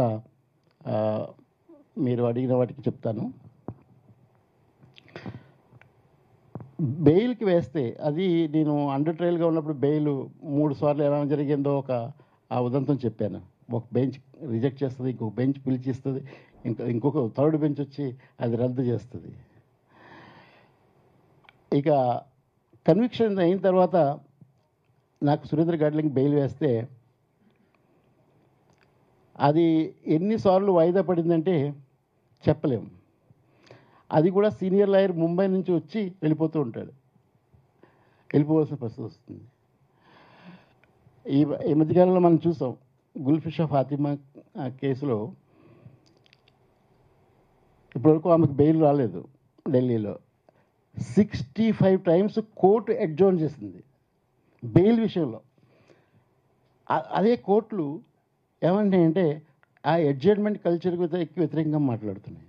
మళ్ళీ ఒక్క కేసుకు చూడండి మీరు, గుల్ఫిషా ఒక విద్యార్థిని ఢిల్లీలో, ఆమె మీద 3 కేసులు పెట్టారు. ఒక్క కేసులో యుఏపిఏలో 65 టైమ్స్ అడ్జర్న్మెంట్ కోర్టు చేసింది, ఇంకా ఇప్పటికీ కూడా వినలేదు. అలా నేను కూడా ఎదుర్కొన్నాను. 2 సంవత్సరాలు పట్టింది బెయిల్ వినడానికి, రిజెక్ట్ చేయడానికి. అది ముందే నిర్ణయమే రిజెక్ట్ చేసేది. ఆ రిజెక్ట్ చేయడానికి అంత ఎందుకు 2 సంవత్సరాలు తీసుకోవాలని. ఆ తర్వాత మళ్ళీ బెయిల్ వేస్తే అది వినడానికి కూడా నిరాకరించి అలా ఉంచేశారు. దాని మీద ప్రెషర్ పెడితే రిజెక్ట్ చేశారు. తర్వాత 3వసారి వేస్తే అది నేను ఎక్విటల్ అయిన తర్వాత వరకు కూడా వినలేదు. అసలు అది చూడండి మీరు ఎలా నడుస్తున్నాయి అనేది. ఒక విషయానికి వస్తే, మా అమ్మ క్యాన్సర్తో బాధపడుతుంది అని తెలిస్తే వెంటనే మా బ్రదరు అప్లికేషన్ పంపించాడు. పెరోల్కి నాకు హక్కు ఉంది, పెరోల్ మీద వచ్చి మదర్ని దగ్గర ఉండాలని. దాన్ని అధికారులు నిరాకరించారు, రిజెక్ట్ చేస్తే ఆర్డర్ ఇచ్చారు. ఏమని చెప్పంటే, ఈయన బయటికి వెళితే కంట్రోల్ చేసేవాళ్ళు ఎవరు లేరు, ఈయన బ్రదరు యంగర్ బ్రదర్ ఎలా కంట్రోల్ చేస్తాడు కాబట్టి నీకు పెరోల్ ఇవ్వలేము అని చెప్పి రిజెక్ట్ చేశారు. దాని మీద కోర్టుకు వెళ్తే కోర్టు అన్నది మళ్ళీ ఇంకొకసారి అథారిటీస్ దగ్గరికి 2వ అప్లికేషన్ పెట్టండి, వాళ్ళు 2వసారి కూడా రిజెక్ట్ చేస్తే మేము చూస్తాము అని. ఈ లోపల అమ్మ చనిపోయింది, కోవిడ్ వచ్చింది. ఆ విషయం తెలిసిన వెంటనే మళ్ళీ మేము పెట్టాము. మదర్ని చూడడానికి, మదర్ బాడీ చూడడానికి వెళ్ళాలి. టెంపరీ ఇమ్మీడియట్ పేరోల్ ఉంటుంది 1 వీక్. అది సూపరింటెండెంట్ చేతుల్లో ఉంటుంది, ఎవరిని కూడా కన్సల్ట్ చేయక్కర్లేదు, ఇమీడియట్గా ఇవ్వచ్చు. దానికి రిజెక్ట్ చేశాడు. రిజెక్ట్ చేసిన తర్వాత మళ్ళీ హైకోర్టుకి వెళ్ళాం. హైకోర్టు ఏమందంటే, ఈయనకి పెరోళ్ళ మీద వెళ్ళి వాళ్ళ మదర్కి ఫ్యూనరల్ రైట్స్ నిర్వహించే హక్కు ఉంది, కానీ ఇప్పుడు కోవిడ్ పరిస్థితి ఉంది, ఇప్పుడు అండాసెల్లో చాలా సేఫ్గా ఉన్నాడు, ఈయనకి చాలా వ్యాధులు ఉన్నాయి, బయటకు వచ్చినట్లయితే ఇమీడియట్గా కోవిడ్ వచ్చి ఏదైనా జరగవచ్చు, కాబట్టి ఆయనకి సెక్యూరిటీ ఇవ్వడం కోసం, జాగ్రత్తగా చూసుకోవడం కోసం మేము రిజెక్ట్ చేస్తున్నాము. కానీ కోవిడ్ పరిస్థితులు అయిన తర్వాత మళ్ళీ అప్లై చేసుకుంటే మేము పెరోల్ ఇస్తామని హైకోర్టు అంతా చాలా ఎంతో దయ చూపిస్తూ ఆర్డర్ ఇచ్చింది.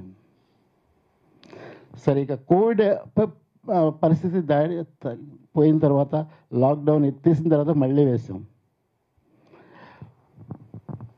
వేస్తే వాళ్ళు 8 నెలలు అడ్జర్న్మెంట్ చేశారు. చివరికి మళ్ళీ 8 నెలల తర్వాత మీరు ఇంకొకసారి అథారిటీస్ దగ్గరికి వెళ్ళండి అని చెప్పారు. ఇట్లా అమ్మతో మాట్లాడనివ్వకుండా, ఆమె శరీరాన్ని చూడనివ్వకుండా, ఆమె ఫ్యూనరల్ రైట్స్లో పాల్గొకుండా ఎన్ని రకాలైన పద్ధతుల ద్వారా కూడా చేశారు. అదొకటి జైల్లో నాకు చాలా చాలా బాధాకరంగా మారిన పరిస్థితి. అదే సందర్భంలో చాలామంది మిగిలిన వాళ్ళు ఎంత పెద్ద గ్యాంగ్స్టర్స్ అయితే అంత తక్కువ టైంలో బయటికి వెళ్ళే అవకాశాలు ఉన్నాయి, ఇచ్చారు కూడా. సరే, ఇవన్నీ చాలా చెప్పడానికి ఇంకా చాలా ఉన్నాయి. ఒక్క విషయం చెప్తాను. నేను మా నా లాయర్ ఈరోజు కూడా ఇంకా సురేందర్ గాడ్లింగ్ జైల్లో ఉన్నారు. ఆయన మీద ఎందుకు కేసు పెట్టారో ఇప్పుడు నేను చెప్పాను. అది ముందే అనౌన్స్ చేసి పెట్టింది, నా మీద పెట్టినట్టుగానే. ప్రొఫెసర్ హనీబాబు, మీ ఇద్దరం ఢిల్లీ యూనివర్సిటీలో రిజర్వేషన్ అమలు చేయడం కోసం అనేకమైన ఆందోళన చేశాం. చాలా సక్సెస్ఫుల్ ఆందోళన చేసాం. రిజర్వేషన్ ఇంప్లిమెంట్ చేసే పరిస్థితి తీసుకొచ్చాం. ఎందుకంటే మేము ఢిల్లీ యూనివర్సిటీ ఇప్పటి వరకు కూడా ఎస్సీ, ఎస్టీ, ఓబీసీ రిజర్వేషన్స్ అక్కడ అమలు చేయలేదు. ఫస్ట్ టైం చేశారు. చేసిన తర్వాత దాదాపు 12-15 సంవత్సరాలు మేము చేసిన స్ట్రగుల్లో ప్రభుత్వంతో మాట్లాడిన అనేక సందర్భాల్లో ఏ ప్రభుత్వం వచ్చినప్పటికీ కూడా మేము వెళ్ళి మాట్లాడుతూ ఆందోళన చేస్తూ చాలా చేసాం. హనీబాబు ఆ రిజర్వేషన్ ఆందోళనకి సంబంధించిన విషయాల్లో తప్ప మిగిలిన ఏ రకమైన దాంట్లోనూ ఆయనకి అనుభవం లేదు. అయితే నేను అరెస్ట్ అయిన తర్వాత పొలిటికల్ ప్రిజనర్స్ గురించి మాట్లాడాడు. నా రిలీజ్ కోసం క్యాంపెయిన్లో అగ్రభాగాన్ని నిలబడ్డాడు. అయితే ప్రొఫెసర్ హరిబాబు ఒక లింగ్విస్ట్, ఒక భాషా శాస్త్రవేత్త. ఆయన లింగ్విస్టిక్ ఫీల్డ్లో చాలా అరుదైన కృషి చేశాడు. అలాగే భాష గురించి, సామాజిక విషయాల గురించి, దానికి సంబంధమైన విషయాల గురించి చాలా లోతుగా అధ్యయనం చేసి రాసిన అనేక ఆర్టికల్స్, బుక్స్ ఉన్నాయి. ఈరోజు ఆయన జైల్లో ఎంత పరిస్థితి వరకు వచ్చాడంటే కంటి చూపు పోయే పరిస్థితిలోంచి బయటపడ్డాడు. అక్కడ వరకు వచ్చి కోవిడ్ వచ్చి ఇప్పటికీ కూడా ఆయన జైల్లోనే ఉన్నాడు. అలాంటి ఇలా ఎన్నైనా చెప్పొచ్చు, కానీ ఒక్క విషయం లాస్ట్కి చెప్పి ముగిస్తాను. నేను 5 నెలలు అయినప్పటికీ కూడా బయటకు వచ్చి ట్రీట్మెంట్స్ తీసుకున్నప్పటికీ కూడా డాక్టర్స్ ఏమని చెప్పారంటే, ఇంత ఒక 10 years నీకు ట్రీట్మెంట్ ఇవ్వకపోవడం వల్ల నీకు ముఖ్యమైన కొన్ని వ్యాధులు ఏవైతే వచ్చాయో, ముఖ్యంగా నర్వస్ సిస్టమ్, మసిల్ సిస్టమ్, అవన్నీ మేము చేయలేని పరిస్థితికి వచ్చింది అని చెప్పి. అదే విధంగా నేను వచ్చినప్పటి నుంచి జర్నలిస్ట్ అడిగే మరో ప్రశ్న ఏంటంటే, ఇప్పుడు మీరు ఏం చేస్తారు, తర్వాత మీరు ఏం చేయాలనుకుంటున్నారు అని.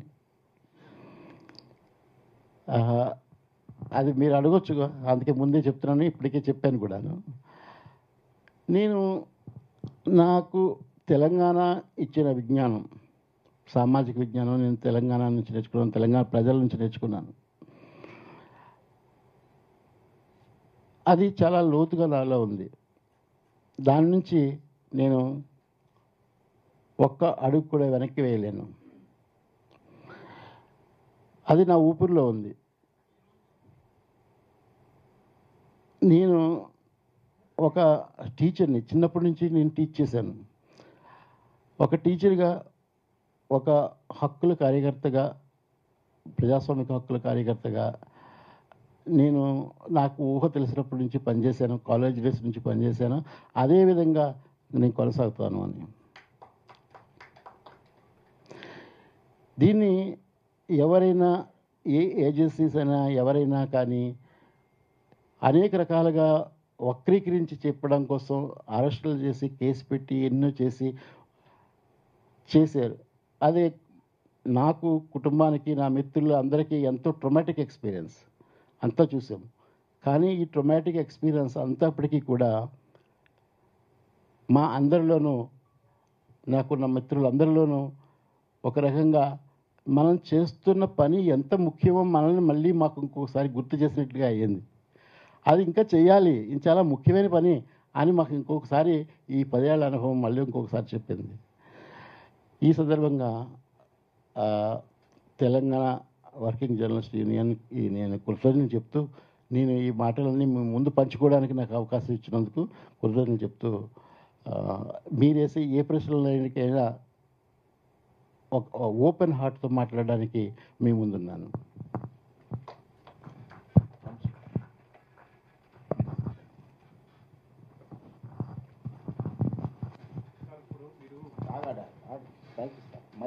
మీ పేరు, ఆర్గనైజేషన్ పేరు? సార్ నా పేరు శ్రీనాథ్, టైమ్స్ ఆఫ్ ఇండియా నుంచి. సార్ మీరు ఒక విషయం చెప్పారు, మీ వీల్ చైర్ డ్యామేజ్ చేసి మిమ్మల్ని టార్చర్ చేశారని. అది జైలర్స్ చేశారా, ఎవరు చేశారు? కొంచెం స్పెసిఫిక్ డీటెయిల్స్ చెప్తారా సార్? ఒకటి. సెకండ్ క్వశ్చన్, మిమ్మల్ని గతంలో అథారిటీస్ అప్రోచ్ అయ్యారు అని అన్నారు with regard to mining and some to withdraw yourself from doing agitations. ఎవరయ్యారు అది కొంచెం స్పెసిఫిక్గా చెప్తారా? అంటే మీరు స్పెసిఫిక్గా లేనప్పుడు అది కొంచెం వేగ్గా ఉంటుంది టు రైట్ ఆల్సో.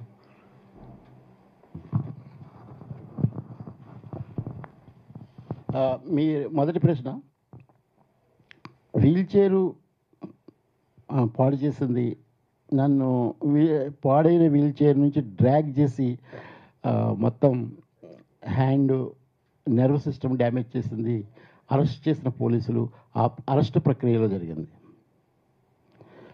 మహారాష్ట్ర పోలీసులు నన్ను జైలుకి పంపించడానికి, నన్ను ఢిల్లీలో కిడ్నాప్ చేసి అరెస్ట్ చేసిన దగ్గర నుంచి, ముఖ్యంగా అహేరి పోలీస్ స్టేషన్లో నన్ను డ్రాగ్ చేశారు.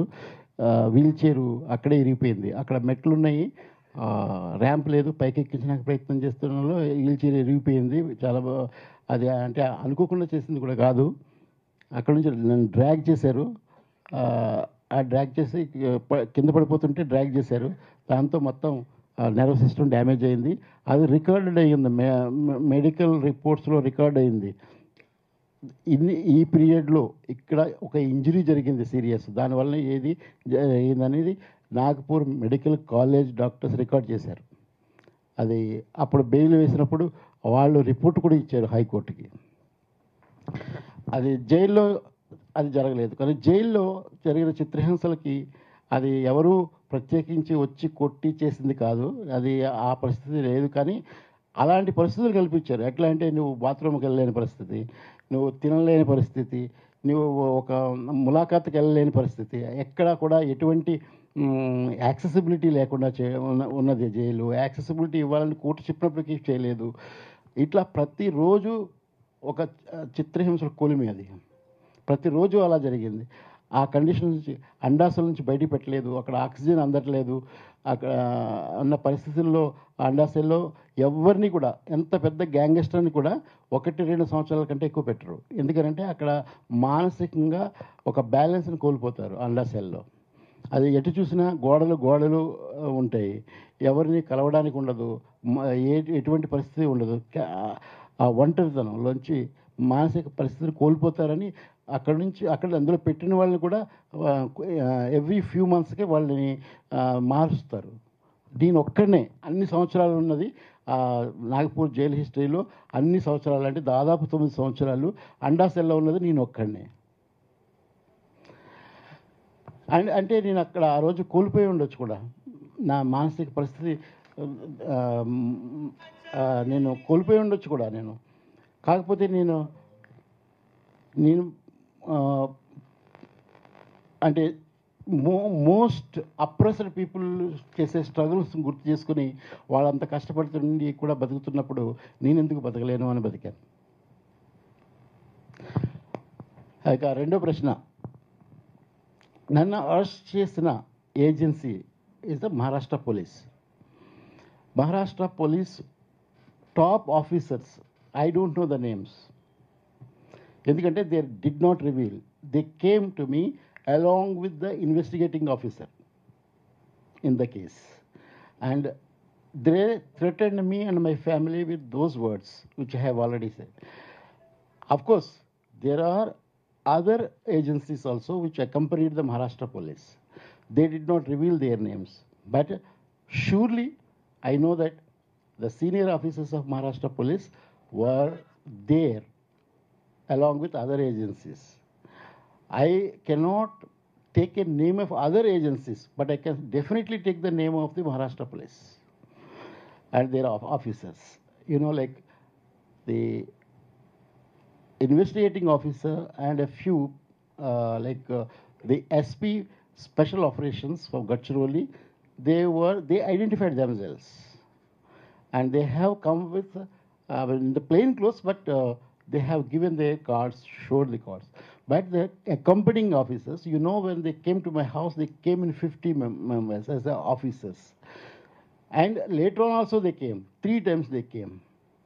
And the investigating officer in the interrogation accepted this, that they came 3 times. Why did they come? Surendra Gadling asked, why, for what purpose did you go 3 times? There was no answer. So, I mean, it's very clear. When I am saying something, I am saying with concrete evidence. And I will not talk in vague terms.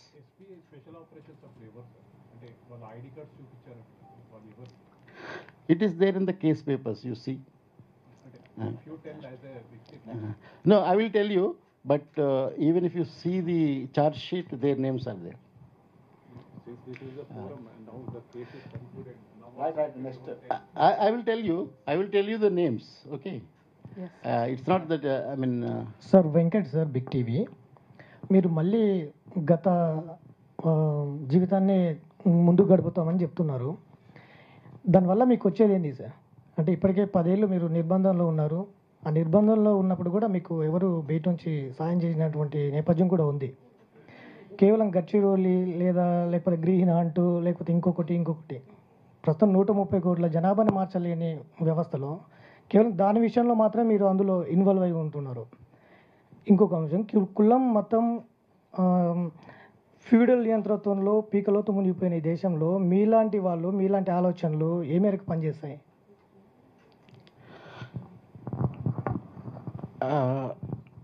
మీరు చాలా basic ప్రశ్న వేశారు. అయితే ఈరోజు రేపు ఏదో జరిగిపోతుందని ఈ పనులు చేయడం సాధ్యం కాదు. ఇది ఒక చరిత్రలో ఒక నిరంతర ప్రక్రియ. ఆ నిరంతర ప్రక్రియలో మనం ఇప్పుడు నివసిస్తున్న సమాజం కంటే బెటర్ సమాజం రావాలని పనిచేసే వాళ్ళు ఎప్పుడూ ఉంటూ ఉంటారు. అందులో మేము చేసేది చాలా చిన్నది. అయితే ఒక్కటో ఇద్దరో చేస్తే అయ్యేది కాదు. అలాగే మన దేశంలో కూడా ఫ్యాసిస్ట్ ఆలోచనలు వాళ్ళు ఉన్న వాళ్ళు ఉన్నారు, కులాన్ని అమలుపరిచేయాలనుకున్న వాళ్ళు ఉన్నారు, ఇంకా రకరకాల వాళ్ళు ఉన్నారు. దాంతోపాటు చాలామంది ఈ సమాజాన్ని మార్చాలి, ముఖ్యంగా ఈ కుల వ్యవస్థని మార్చాలి, లేకుండా చేయాలి, ఇలా అనుకున్న వాళ్ళు మనకి ఎంతోమంది ఉన్నారు. అది కూడా తక్కువ సంఖ్యలో అని నేను అనుకోవట్లేదు.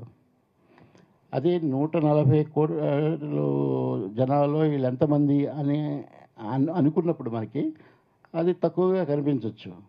కానీ ఈ ప్రభావాలన్నీ కూడా దాని గురించి పనిచేసే వాళ్ళ ప్రభావాలు కానీ, లేకపోతే ప్రజల్లో కానీ, సాధారణ ప్రజల్లో కానీ ఈ అన్యాయాలు, అక్రమాలు, ఈ కుల వ్యవస్థ, ఈ దారుణాలు, ఈ అన్నిటికీ వ్యతిరేకమైన భావాలు ఉన్న వాళ్ళే ఎక్కువ ఇంతమంది కోట్లలో. మరి అంతమంది ప్రజల్లో ఉన్నప్పుడు మీరు చూడండి, అదే 85% పీపుల్ మార్జినలైజ్డ్ సెక్షన్స్ కదా.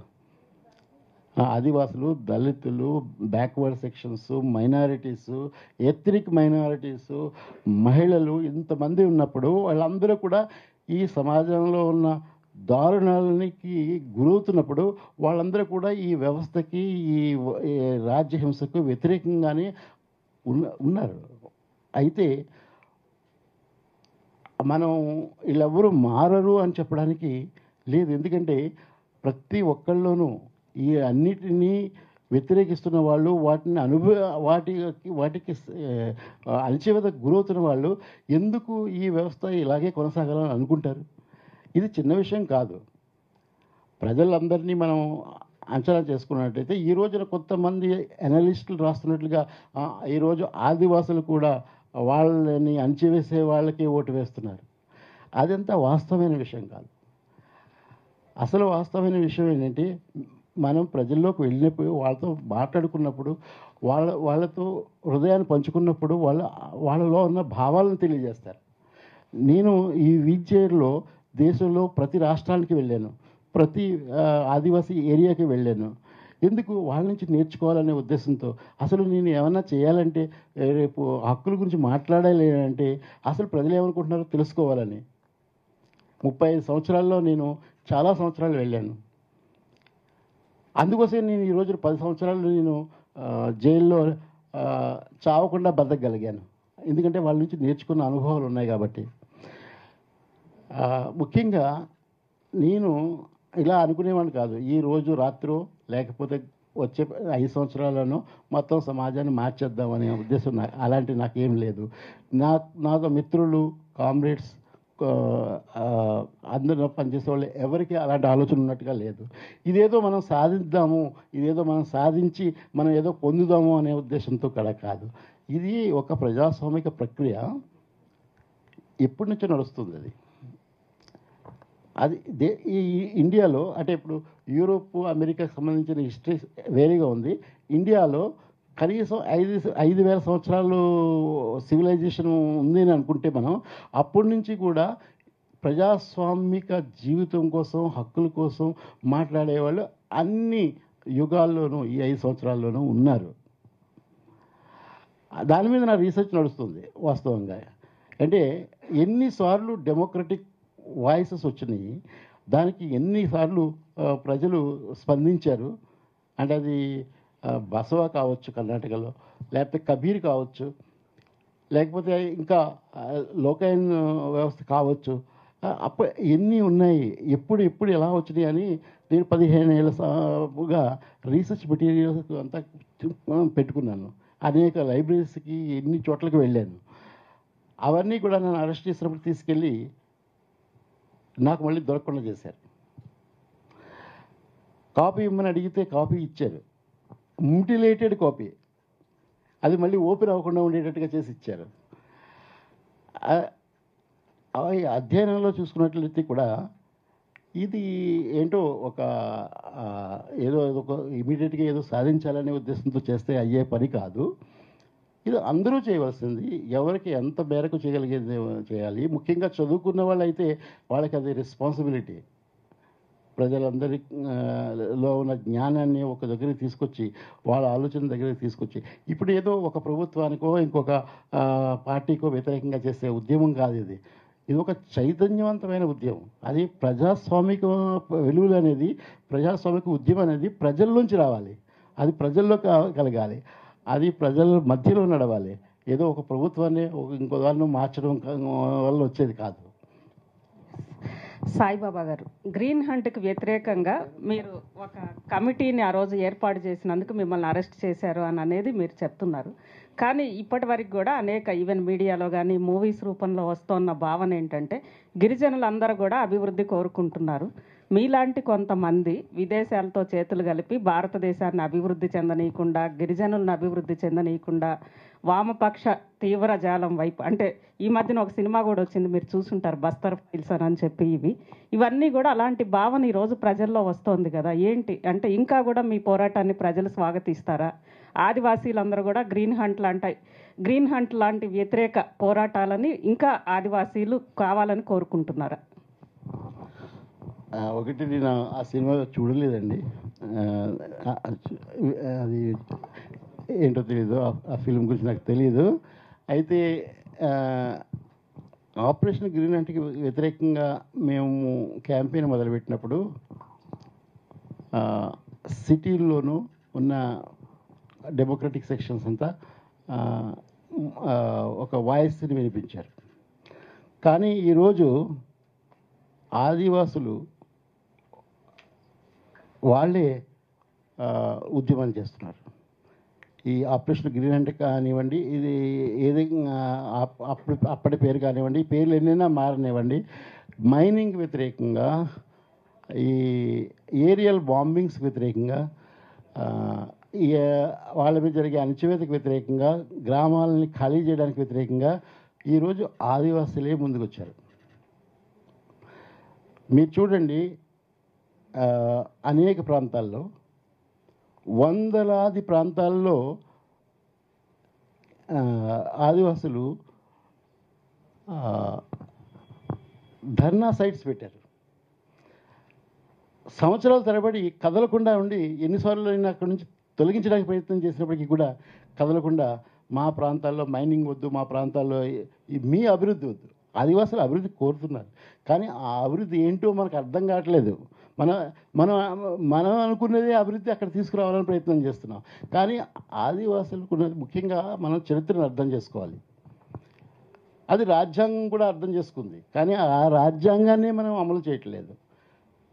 ఈ ఆదివాసీ ఏరియాల్లో ఒక పురాతనమైన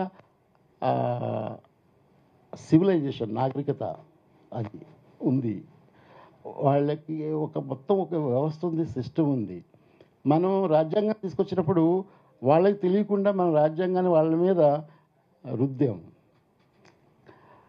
వాళ్ళకి అన్నీ ఉన్నాయి, అంటే మనం గుర్తించలేము, కానీ వాళ్ళకి సిస్టమ్ ఉంది, వాళ్ళకి ఒక న్యాయ వ్యవస్థ ఉంది, అన్నీ ఉన్నాయి. అందుకే రాజ్యాంగ నిర్మాతలు కొన్ని చెప్పారు. 5th షెడ్యూల్, 6th షెడ్యూల్ పెట్టారు, దానికి కండిషన్స్ పెట్టారు, ఎన్ని చూశారు. మనం ఏదైనా లా చేస్తే అది ఆటోమేటిక్గా ఆదివాసీ ఏరియాల్లో, షెడ్యూల్ ఏరియాలో అమలు చేయకూడదు. వాళ్ళని అడగాలి, ఈ చట్టం మీరు అమలు చేస్తారా లేదా అని. దానికోసం అంటే ట్రైబల్ అడ్వైజరీ కౌన్సిల్స్ పెట్టాలన్నారు 5th షెడ్యూల్ ప్రకారం. అలాగే ప్రభుత్వం కానీ, ప్రభుత్వేతరమైన ఏ సంస్థలు కానీ ఆదివాసీ ఏరియాల్లో స్థిరాస్తులు కానీ లేకపోతే చరాస్తులు కానీ మీద ఎటువంటి కంట్రోల్ ఉండకూడదని పెట్టారు. ఎన్ని ఉన్నాయి, రాజ్యాంగం కూడా అర్థం చేసుకుంది, వాళ్ళకున్న సిస్టమ్ ఉంది, అన్నీ ఉన్నాయని. ఈ రోజున మనం ఏమిటి ఆదివాసులకి ఏమన్నా మనం ఎక్కడైనా విన్నామా? 5th షెడ్యూల్లో ఉన్న షెడ్యూల్ ఏరియాలో ఆదివాసీ ట్రైబల్ అడ్వైజరీ కౌన్సిల్స్ ఉన్నాయా? ఆ ట్రైబల్ అడ్వైజరీ కౌన్సిల్ని ఏ గవర్నర్ అయినా అడుగుతున్నాడా? ఏదైనా మీకు ఇది కావాలా, ఇదే మీ అభివృద్ధి అంటే ఇదా మీకు అని అడుగుతున్నాడా? అంటే రాజ్యాంగం చెప్పింది కూడా ఎందుకు మనం అమలు చేయట్లేదు? అందుకే నేను జైలు నుంచి బయటకు వచ్చినప్పుడు నాగపూర్లో నన్ను అడిగిన ప్రశ్న ఏం చెప్పానంటే, ఒక 50% అయినా రాజ్యాంగంలో అమలు చేస్తే ఈ రోజున సంక్షోభం మన సమాజంలో ఉండేది కాదు అని. ఇది లెఫ్ట్ వింగ్ ఎక్స్ట్రీమిజము, నక్సలైట్లు, మావోయిస్టులకు సంబంధించిన సమస్య కాదు. అసలైన సమస్య ఎక్కడుంది అంటే, ఇప్పుడు ప్రపంచంలో ఉన్న పెద్ద పెద్ద క్యాపిటలిస్ట్ వ్యవస్థల, కార్పొరేట్ సంస్థలన్నీ కూడా ఇక్కడ మైనింగ్ చేయాలి, ఇక్కడ గ్రామాలను తొలగించాలి, ఇక్కడ ఫారెస్టులను తవ్వాలి, కొండలను తవ్వాలి, ఇవన్నీ తీసుకుని వెళ్ళిపోవాలి. ప్రపంచంలో ఉన్న జరిగిన ఆర్థిక సంక్షోభాన్ని తప్పించుకోవడం కోసం నీకు ఈ రా మెటీరియల్స్ కావాలి. నువ్వు మరింత యుద్ధ పరికరాలు, యుద్ధ వెపన్స్, జెట్స్ తయారు చేయాలంటే అల్యూమినియం కావాలి. అది ఇక్కడుంది, చాలా చౌకగా దొరుకుతుంది. అదొకటే కాదు, అన్ని రకాల మినరల్స్, రేర్ ఎర్త్ మినరల్స్ కూడా ఉన్నాయి ఛత్తీస్గఢ్లో, ఒరిస్సాలో. అయితే ఇది లార్జర్ క్వశ్చన్. ఇప్పుడు ప్రభుత్వాలు ఏమని చెప్తున్నాయంటే, గత 15 సంవత్సరాలుగా ప్రభుత్వాలు మేము ఆదివాసులకు వ్యతిరేకంగా చేయట్లేదు, ఇదంతా ఇది మావోయిస్టులకు వ్యతిరేకంగా చేస్తున్నామని చెప్తున్నారు. అయితే మావోయిస్టులు లేని ఏరియాలో కూడా ఎందుకు చేస్తున్నారు మీరు అనేది ప్రశ్న కూడా వస్తుంది కదా. ఇక్కడ సమస్య అసలు అది కాదు. సమస్య మేము గుర్తించింది forum against war and people విషయంలో రాజ్యాంగం కల్పించిన ప్రత్యేక హక్కులు ఏవైతే ఆదివాసులకు ఉన్నాయో వాటిని తీసుకుని ఇక్కడ జరిగే జెనోసైడ్ ఆపాలి, జన సంహారాన్ని ఆపాలి, ఇక్కడ వాళ్ళని ఆదివాసులు కాపాడాలి. అలా కాకపోతే మన ఉనికికే ప్రమాదం, అయితే మన చైతన్యానికే ప్రమాదం, మన ఉనికికి ఒక సవాలు. ఈ రోజున ఆదివాసులు మొత్తం అంతమైతే, ఎందుకనంటే ఆ ఫారెస్ట్ ఏరియాస్ నుంచి, ఆ కొండల నుంచి వాళ్ళని బయటికి తీసుకొస్తే, బయటికి నెట్టి వేస్తే వాళ్ళు ఎంతో కాలం బతకరు. ఎక్కడున్నారు, ఏమయ్యారు అని ఎంక్వైరీ కూడా లేదు.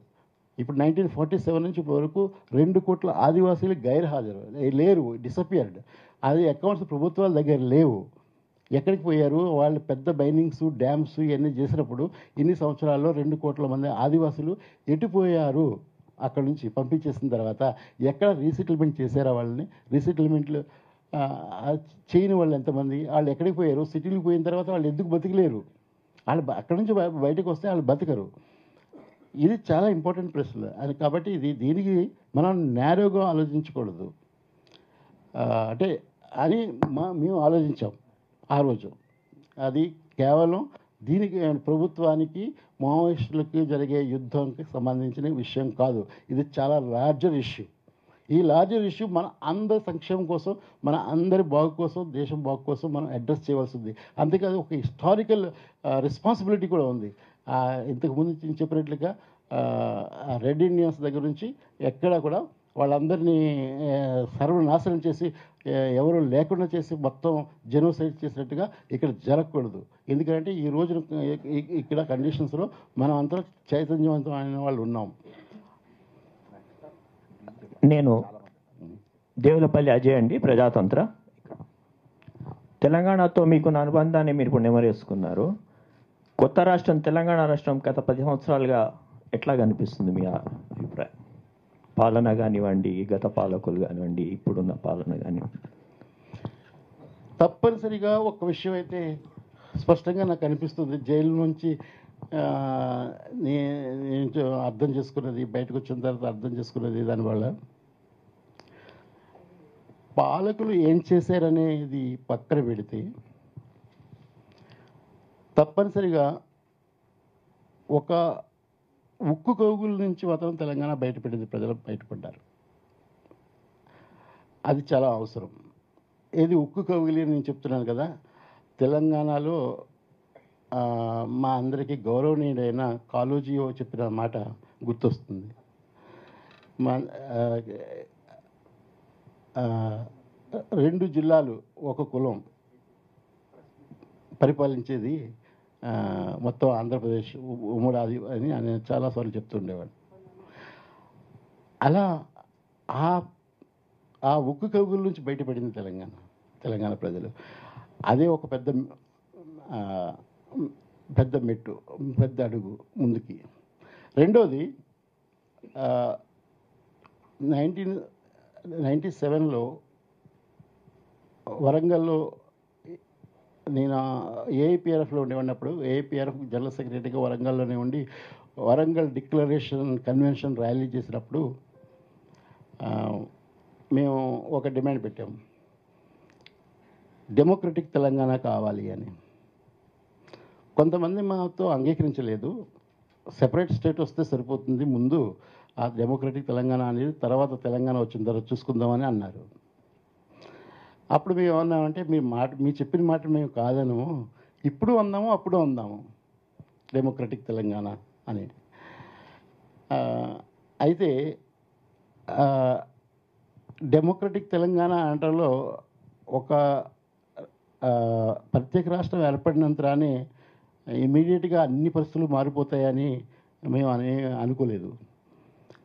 తెలంగాణలో ఆదివాసులు ఉన్నారు, ప్రపోర్షనేట్గా మార్జినలైజ్ సెక్షన్స్ చాలా ఎక్కువలో ఉన్నారు, అనేక సెక్షన్స్ ఉన్నాయి, అనేక రకాలుగా అప్రెషన్ గురైన వాళ్ళు ఉన్నారు సెంచరీస్ తరబడి. అన్ని సెక్షన్స్ ప్రజలకి ఆకాంక్షలు నెరవేరాలి. ఆ నెరవేరడానికి చేయవలసిన పనులు, వాటిని కనీసంగా డెమోక్రటిక్ తెలంగాణ అని మేము అనుకున్నాం. డెమోక్రటిక్ తెలంగాణ అంటే అదేదో పెద్ద రెవల్యూషన్లో ఇమ్మీడియట్గా మారిపోతుంది అని మేము అనలేదు ఆ రోజు. ఈరోజు కూడా అంటున్నాం. అంటే తెలంగాణ ఉద్యమం, ప్రత్యేక తెలంగాణ రాష్ట్ర ఉద్యమంలో పాల్గొన్న వాళ్ళు అంటే ప్రతి కుటుంబం పాల్గొంది. ఇది ఒక పెద్ద మాస్ మూమెంట్. అది ఎంత పెద్ద మాస్ మూమెంట్ అంటే ప్రపంచంలోనే అరుదైన ఒక ఫినామినన్. అయితే ఎంత తినడానికి కూడా లేని వాళ్ళు, గొర్రెలు మేపుకునే వాళ్ళ దగ్గర నుంచి మొదలుపెడితే అందరూ కూడా ఎందుకు ఆ ఉద్యమంలోకి వచ్చారు? అన్ని కుటుంబాలు, ప్రతి కుటుంబము ఎందుకు పాల్గొంది? అంత పెద్ద మాస్ మూమెంట్ ఎట్లా జరిగింది, అన్ని సెక్షన్ల ప్రజలకు కూడా ఆకాంక్షలు ఉన్నాయి. ఆ ఆకాంక్షలు నెరవేర్చాలి. అంటే ఈ 10 సంవత్సరాల్లోనూ ఏ ప్రభుత్వాలు చేయలేకపోయి ఉండొచ్చు, చేయకపోయి ఉండొచ్చు, వాళ్ళ దృష్టి పెట్టకపోయి ఉండొచ్చు. ఆ విషయం పక్కన పెడితే ఇప్పటికీ కూడా ప్రత్యేక తెలంగాణ అనేలో రాష్ట్రంలో ప్రజాస్వామిక ఆకాంక్షలు నెరవేర్చడానికి జరిగే ఈ ప్రక్రియ నడవలసిందే. ఎంతో కొంత మెరుగైంది. రాష్ట్రం వచ్చిన తర్వాత అసలు ఏమీ మార్పు లేదు అని చెప్పడానికి మాత్రం లేదు. అది పాలకుల వల్ల కాదు, ప్రజల వల్ల, ప్రజా ఉద్యమం యొక్క బలం వల్ల, ఆ నేపథ్యం వల్ల, అంత పెద్ద ఎత్తున పాల్గొనడం వల్ల ఇంకా చాలా జరగవలసి వచ్చింది. కానీ కనీసం మినిమంగా అయితే ఒక ఫ్రీ తెలంగాణ ఉంది, ఒక క్లచెస్లో లేని తెలంగాణ ఉంది. అయితే ఇక్కడ కూడా క్లచెస్ ఉంటాయి, అవి కూడా కాదని నేను అన్నాను. ఇది ఒక ప్రక్రియ. అది తప్పనిసరిగా ప్రత్యేక రాష్ట్రం వల్ల పొందిన కొన్ని లాభాలు, జరిగిన మార్పులు మనం చూడొచ్చు. కేవలం రాష్ట్రం విడిపోవడం వల్ల జరిగిన ప్రయోజనాలను కూడా మనం చూడొచ్చు. ఏ పాలకులు ఏమి చేయకపోయినా వచ్చిన మార్పులు కూడా మనం చూడొచ్చు అని నేను చూస్తున్నాను అని చెప్తున్నాను. సార్, నా పేరు సవీన్ సార్, స్వతంత్ర టీవీ. ఇప్పుడు గతంలో ఆపరేషన్ గ్రీన్ హ్యాండ్ నడిచింది, ఇప్పుడు ఆపరేషన్ కగార్ నడుస్తుంది. ప్రభుత్వంలో ఎవరున్నా విధానం మాత్రం ఒకటే ఉంటుంది. మీలాంటి ప్రొఫెసర్లు కావచ్చు, పౌర హక్కుల నేతలు ఎంత పోరాటం చేసినా ప్రభుత్వాలు మారిన విధానం ఒకటే ఉంటుంది. కాబట్టి దీనికి అంతిమ దశ ఎప్పుడు ఉంటుంది? మీరన్నట్లు గిరిజన గ్రామాల్లో మైనింగ్ పేరుతోటే కాకుండా పెద్ద పెద్ద ప్రాజెక్టుల పేరుతో, ఉదాహరణకు ఉమ్మడి ఖమ్మం జిల్లాలో పోలవరం ప్రాజెక్టు తోటి దాదాపు 2 లక్షల మంది గిరిజనులు నిరాశ్రయులయ్యే పరిస్థితి వచ్చింది.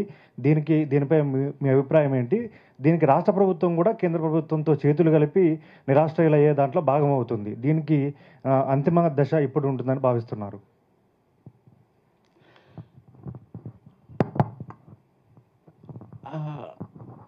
అంతిమ దశ ఎప్పుడు మార్పు వస్తుంది అని చెప్పడం కష్టం. కానీ ప్రజాస్వామిక హక్కుల కోసం పోరాడడం, ఆదివాసీ హక్కుల కోసం పోరాడడం, వాళ్ళ గొంతులు వినిపించేటట్టుగా ఒక పరిస్థితిని తీసుకురాగలగడం,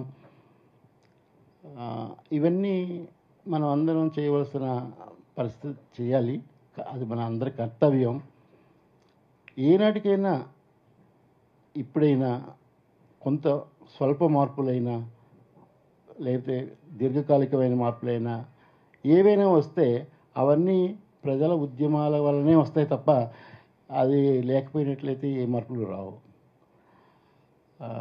కాబట్టి అసలు ఏది జరగటం లేదు, మార్పు రావటం లేదు, ఇది ఆగలేదు అనే నిరాశలో పడడం కన్నా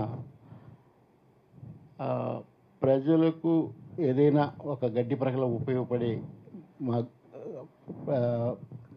ప్రజాస్వామిక హక్కుల గొంతులు ఉపయోగపడితే ఏ మేరకైనా అది ప్రజలకు జీవితంలో చిన్న చిన్న మార్పులు తీసుకువచ్చిన పెద్ద మార్పులకి అది ఒక వంతెనలాగా ముందుకెళ్తుంది. ఆ వంతెనలు కట్టకుండా మనము ప్రజా ఉద్యమాల్లో పాల్గొన్నంత రానే ఏం జరగదు. ఆ వంతెనలు కట్టాలి.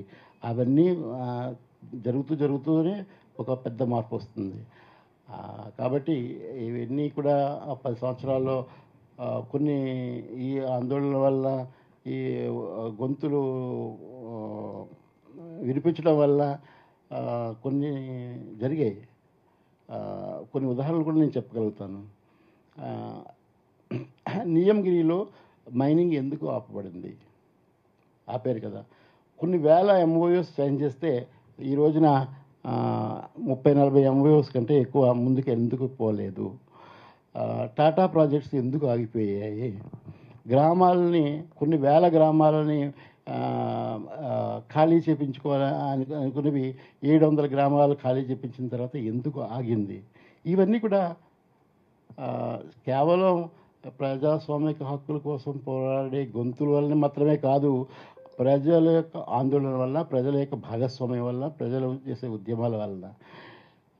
అసలు ఏమీ జరగలేదు అనుకోవడానికి లేదు, కానీ ఇంకా జరగాల్సింది ఎంతో ఉంది. ఎన్నో ప్రజలు సంక్షేమం కోసం ప్రతిరోజు వాళ్ళకి ఎంతో కొంత ఉపశమనం కలగడం కోసం కూడా చేయవలసిన పోరాటాలు ఎన్నో ఉన్నాయి. అవి కొద్దిమంది మాత్రం చేసేవి కాదు, అందరూ చాలా ఉమ్మడిగా కలెక్టివ్గా చేయవలసినవి. Hi sir. Sir hi sir, I'm Shilpa from RTV.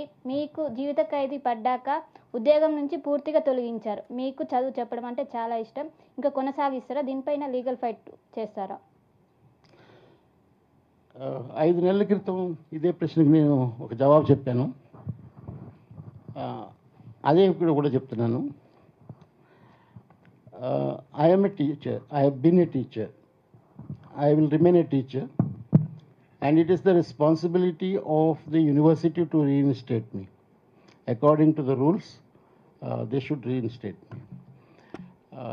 And it is before the courts also already, before I came out.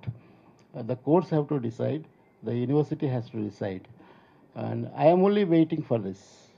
But whatever may be, I remain a teacher. And there is no other way other than reinstating me.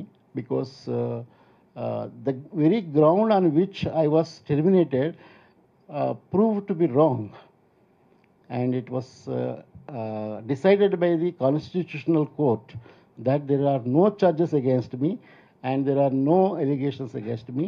The charge sheet is false. Everything was cooked up.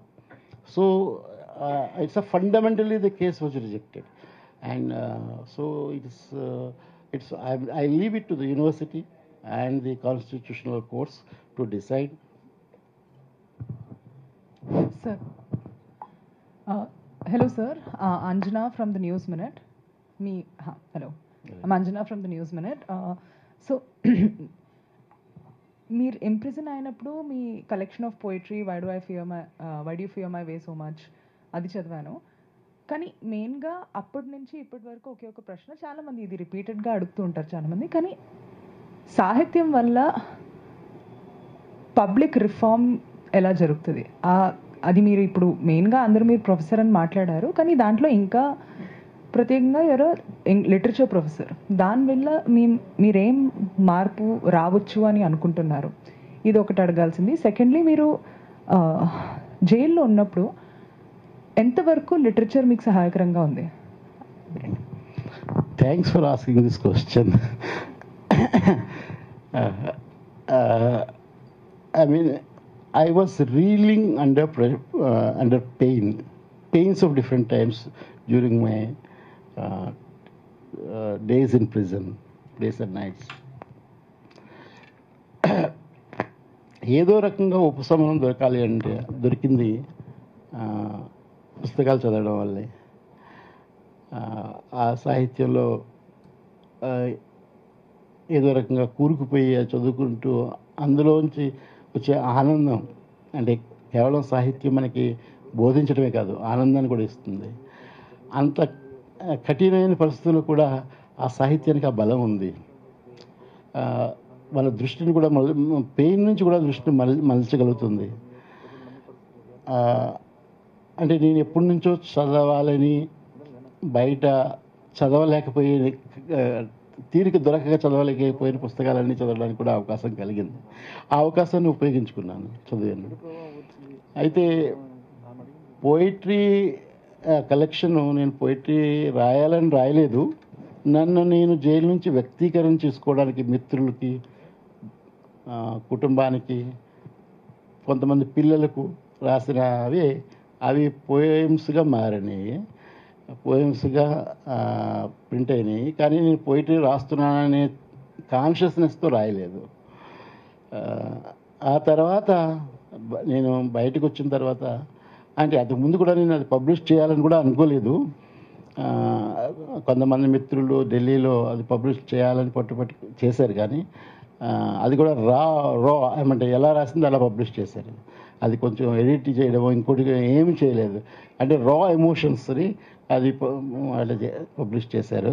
కానీ నేను బయటకు వచ్చిన తర్వాత దాని గురించి మాట్లాడిన వాళ్ళు చూసి, అలాగే డిఫరెంట్ కంట్రీస్లో అనేక సందర్భాల్లో వాటిని కోట్ చేయడము, వాటిని తర్వాత ఇంకా కొంతమంది జర్నలిస్టులు విదేశాల్లోనూ ఇండియాలోనూ వాళ్ళు రాసే ఆర్టికల్స్లో కోట్ చేయడం ఇవన్నీ చూసి దీనికి కూడా కొంత ఏదో ఉన్నట్టున్నది అనిపించింది, అంత తప్ప ఇంకేం లేదు. ఇంకొక విషయం మీరు అడిగిన దాంట్లో ఏంటంటే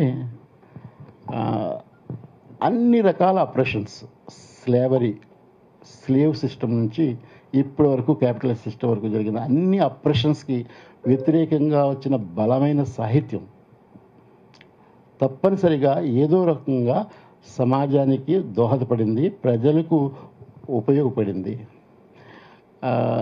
సాహిత్యం కేవలం ఆనందం కోసం మాత్రమే ఉపయోగపడదు, తప్పనిసరిగా దానికి ఒక కారణం ఆనందం కూడా ఇస్తుంది. అయితే అంటే అన్ని కళలు ఎలాగైతే మనుషులకు ఆనందాన్ని ఇస్తాయి, అలాగే వాళ్ళ మార్పును కూడా తీసుకొస్తాయి. సమాజంలో మార్పు తీసుకురావడానికి సాహిత్యం కూడా ఒక ప్రధాన పాత్రను అనేక వాటిల్లో భాగంగా పోషించింది. అదే చెప్పడానికి మనకి స్లేవ్ సిస్టమ్ నుంచి ఇప్పటివరకు అన్ని సిస్టమ్స్లోనూ ఆ మార్పుకు దోహదం చేసిన సాహిత్యం అంతా ఎలా వచ్చింది అనేది మనం చూస్తూనే ఉన్నాం. అది తప్పనిసరిగా అది ఏంటంటే అది ఒక సాహిత్యం అనేది మానవ అనుభవానికి, చారిత్రకంగా వచ్చిన మానవ అనుభవాన్ని ఒక చోట కేంద్రీకరించి ప్రోగు చేసి నిల్వ చేసి మనకి వచ్చే తరాలకు అందిస్తూ ఉంటుంది. దాంట్లోంచి మనం మన చైతన్యం అది మనం మర్చిపోము. మన తరానికంటే ముందు మానవులంతా చేసిన విషయాలు అవన్నీ కూడా అక్కడ రికార్డ్ అయి ఉంటాయి. అవి మర్చిపోయాము, మన చేతనలో ఉంటాయి. అలా ఆ చేతనలో నిల్వ ఉన్నదంతా కూడా సాహిత్య రూపంలో మనకి దొరుకుతుంది. కాబట్టి సమాజం ముందుకు పోవడానికి ప్రతి తరం ఇంకా ముందుకే పోతుంది, కానీ వెనక్కిపోకుండా ఉండడానికి ఆ సాహిత్యం ఒక పాత్ర కూడా వహిస్తుంది.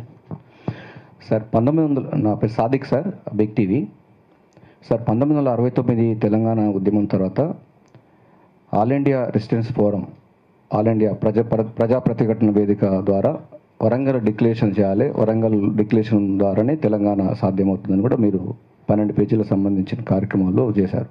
సో తెలంగాణ రాష్ట్రం ఏర్పడిన తర్వాత ఆ యొక్క డాక్యుమెంట్ అన్నది ప్రభుత్వ పాలకులకు, పోరాటాలకు ఉపయోగపడింది, వచ్చేసింది. సో 10 సంవత్సరాల తర్వాత చూసాము, నిర్బంధం చూశారు, చాలా పోరాటాలు చూశారు. తెలంగాణ సమాజం అంతా మాట్లాడిన విషయాన్ని మీరు ఇంతకుముందు ప్రశ్నలు చెప్పారు. ప్రస్తుతం తెలంగాణ సమాజం ఏ స్థితిలో ఉంది, ఏ స్థితిలోకి మారడానికి, అంటే మీరు డిక్లేర్ చేసినటువంటి వరంగల్ డిక్లరేషన్కు సార్థకత అవుతుంది?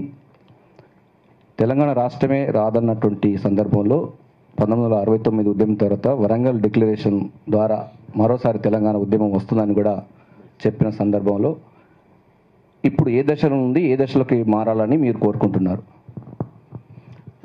ఒకే ఒక సెంటెన్స్లో చెప్తానండి. ఈ వరంగల్ డిక్లరేషను ప్రభుత్వం ఏదొచ్చినా, ఏ ప్రభుత్వం మారినా, ఎవరు వచ్చినా వాళ్ళ ముందు నిలబడే ఉంటుంది. అది ఒక ప్రశ్నిస్తూనే ఉంటుంది. తెలంగాణ ప్రజలు ఏం కోరుకున్నారు అప్పుడు, ఇప్పుడు ఏం కోరుకుంటున్నారు అనే దానికి ఒక ప్రశ్నగా నిలబడి సవాల్ చేస్తుంది ఏ ప్రభుత్వాన్ని అయినా. ఇది చేయాలి, మీరు ఇంకా చేయాల్సింది ఉంది అనే ప్రభుత్వం ముందు, ప్రభుత్వం ఏర్పడే ఏ ప్రభుత్వం మారినా కొత్త ప్రభుత్వం వస్తుంటే వాళ్ళ టేబుల్ మీద వెళ్ళి నిలబడుతుంది. ఇది మాత్రం నేను చెప్పగలను. సార్ నేను సత్యనారాయణ సార్, సాక్షి నుంచి. సార్ మీరు ఇందాక చెప్పారు నా పైన ఎట్లాంటి ఛార్జెస్ లేవు, చివరికి నన్ను కోర్టు వదిలేసింది అన్నారు. అంతకుముందు చెప్పిన సందర్భంలో చాలాసార్లు నేను బెయిల్కి అప్లై చేసుకుంటే ఏళ్ల పాటు వినడానికి కూడా నిరాకరించింది. కొన్నిసార్లు ఒక కోర్టు ఇస్తుంది, ఒక కోర్టు తిరస్కరిస్తుంది, ఇంకో కోర్టు మళ్ళీ నన్ను జైలుకి రమ్మంటుందని చెప్పారు. చివరికి మా మదర్ చనిపోతే కూడా నేను ఆమెని భౌతికంగా చూసుకోలేని పరిస్థితికి వెళ్ళిపోయాను. కోర్టు కూడా ఆ పరిస్థితుల్లో కూడా నాకు అనుమతించలేదని చెప్పారు. అదే సమయంలో మీరు ఇంకొక కామెంట్ చేశారు, ఎంత పెద్ద గ్యాంగ్స్టర్ అయితే అంత తొందరగా జైలు నుంచి బయటపడుతున్నారు, అంత తొందరగా కోర్టులు వాళ్ళకి బెయిల్స్ ఇస్తున్నాయని అన్నారు. అంటే మీరు న్యాయ వ్యవస్థ అనేది రాజ్యం చేసే హింసకి, అణచివేతకి తొత్తులుగా ఉంటుందని మీరు భావిస్తున్నారా? మీ కామెంట్ ఏంటి దానిపైన? అంటే న్యాయ వ్యవస్థలో కూడా లోపాలు ఉన్నాయి, దాన్ని సరిదిద్దాలని అనుకుంటున్నారా? అంటే అనుభవించిన వ్యక్తిగా మీ అనుభవం. రెండో క్వశ్చన్ సార్, జైళ్ళలో కూడా కుల వ్యవస్థ చూశాను, అణచివేత చూశాను. తర్వాత జైలుకు వచ్చిన ప్రతి ఖైదీని కూడా ముందే వాడిని కొట్టేసి సెట్ చేసి తర్వాత వానికి జైలు అంటే భయం చూపిస్తున్నారు. అంటే యాక్చువల్గా అది కరెక్షనల్ సర్వీస్, అది అక్కడ వచ్చిన వాడిని మార్పు చేసి పంపించాలి. కానీ వాడిని భయంలో నెట్టి వాడు ఇంకాస్త వాడు మానసికంగా కుంగిపోయేలాగా లేదా వాడు ఇంకాస్త దొంగలాగా తయారులాగా చేస్తున్నారు. అలాంటి పరిస్థితి మీరు చూశారు. అండా జైల్లో కూడా నేను 9 ఏళ్ళు ఉన్నాను, అది రికార్డు స్థాయిలో, అంత టైంలో ఎవరు లేరని చెప్పారు. అంతటి దయనీయమైన పరిస్థితులు చూసిన మీరు జైలు వ్యవస్థలో మార్పులు రావాలి అంటే దొంగలకు సహాయం చేయాలని కాదు, కానీ అందులో ఉన్న వ్యవస్థలో మార్పు రావాలని ఏమైనా పోరాటాలు చేస్తారా? ఆదివాసుల గురించి ఎలా అయితే చేస్తున్నారో కేవలం అది మహారాష్ట్ర జైలుకే పరిమితమైందా, నాగ్పూర్కే పరిమితమైందా, దేశంలోని మిగతా జైళ్ళలో కూడా ఇదే దుస్థితి ఉంది కాబట్టి దాని గురించి మీరేమన్నా ఒక ఉద్యమ వాట తీసుకోవడం కానీ అలాంటి మార్పులు చేయాలి రాజ్యాంగానికి సంబంధించి ఏమైనా చేయబోతున్నారా? దానికి సంబంధించి మీ అనుభవాల్ని ఏమన్నా పుస్తక రూపంలో కానీ ఇంకా కొత్త తరాలకి అంటే ఈ దురవస్థ గురించి తెలవడానికి, న్యాయ వ్యవస్థలో ఉన్న మీరు ఎదుర్కొన్న పరిస్థితులు తెలవడానికి ఏమైనా చెప్పే అవకాశం ఉందా పుస్తక రూపంలో?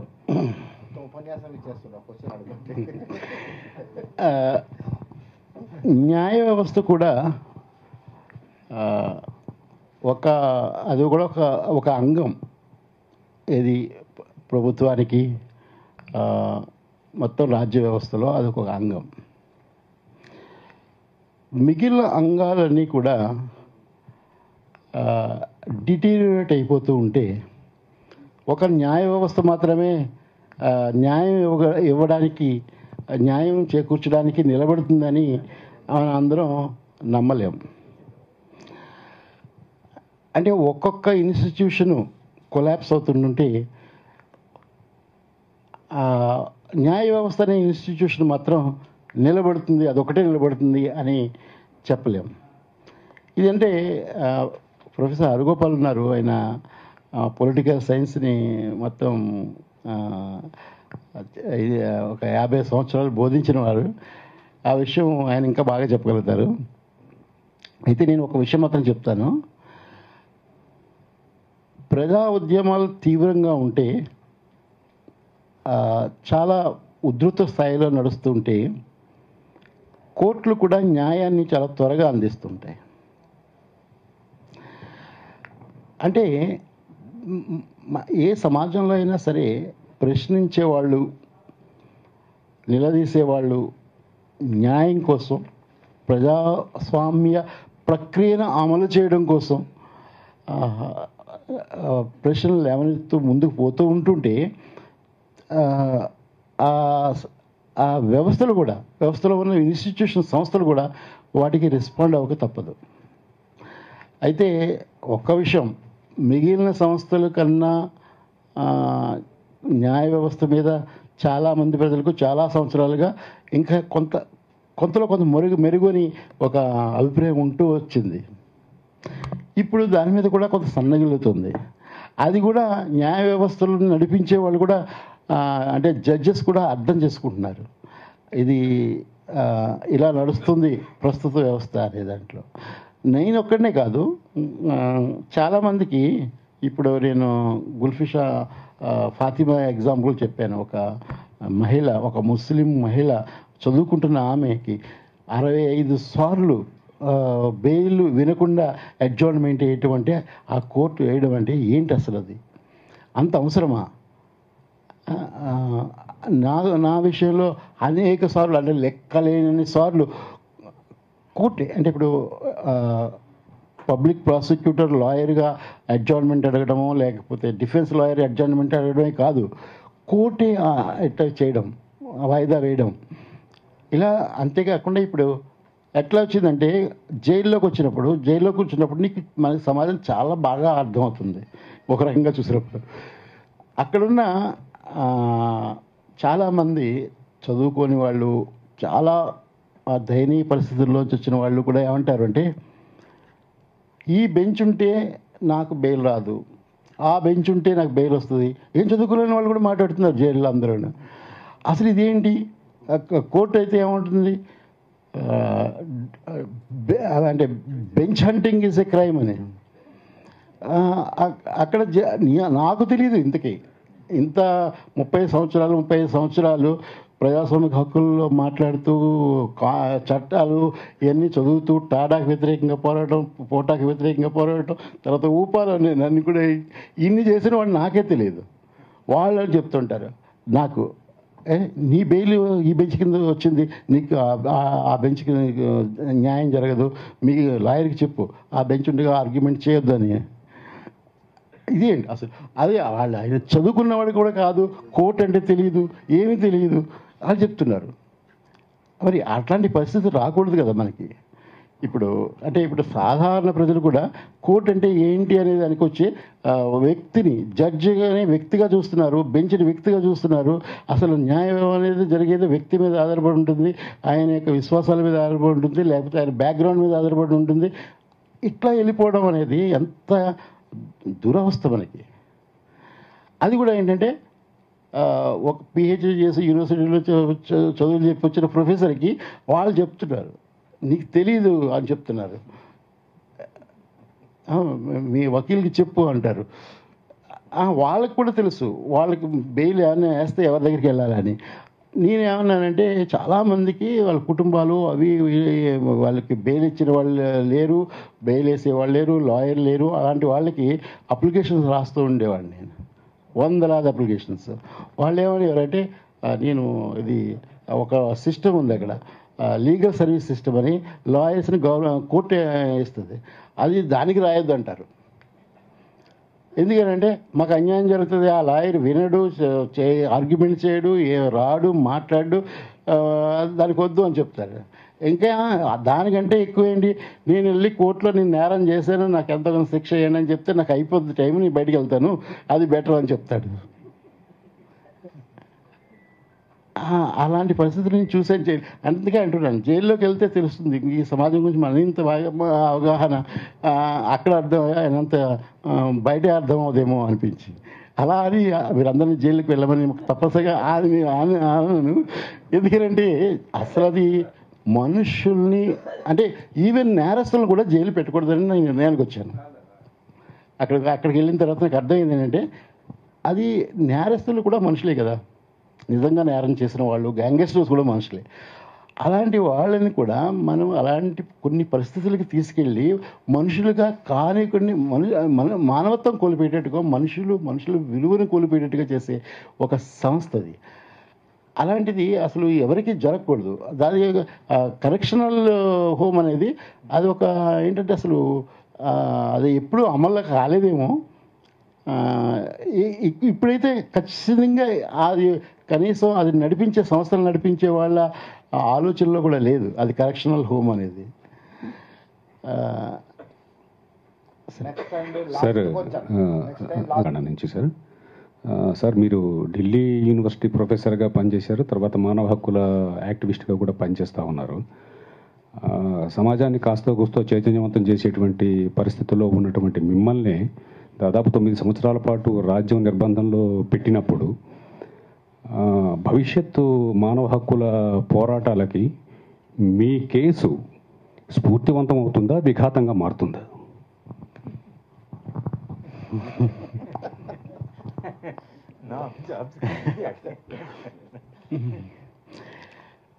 కేసులు బ్రిటిష్ టైం నుంచి వచ్చేయిపోయి చాలా పెద్ద పెద్ద కాన్స్పిరసీ కేసులు వచ్చేయిపోయాయి. వ్యక్తులు కేసులు వలన మానవ హక్కుల ఉద్యమాలకి, ప్రజాస్వామిక ఉద్యమాలకి ఇవి ఒక రకంగా అయితే ఇది వెనక్కి తీసుకెళ్ళేవి కాదు. ఎందుకనంటే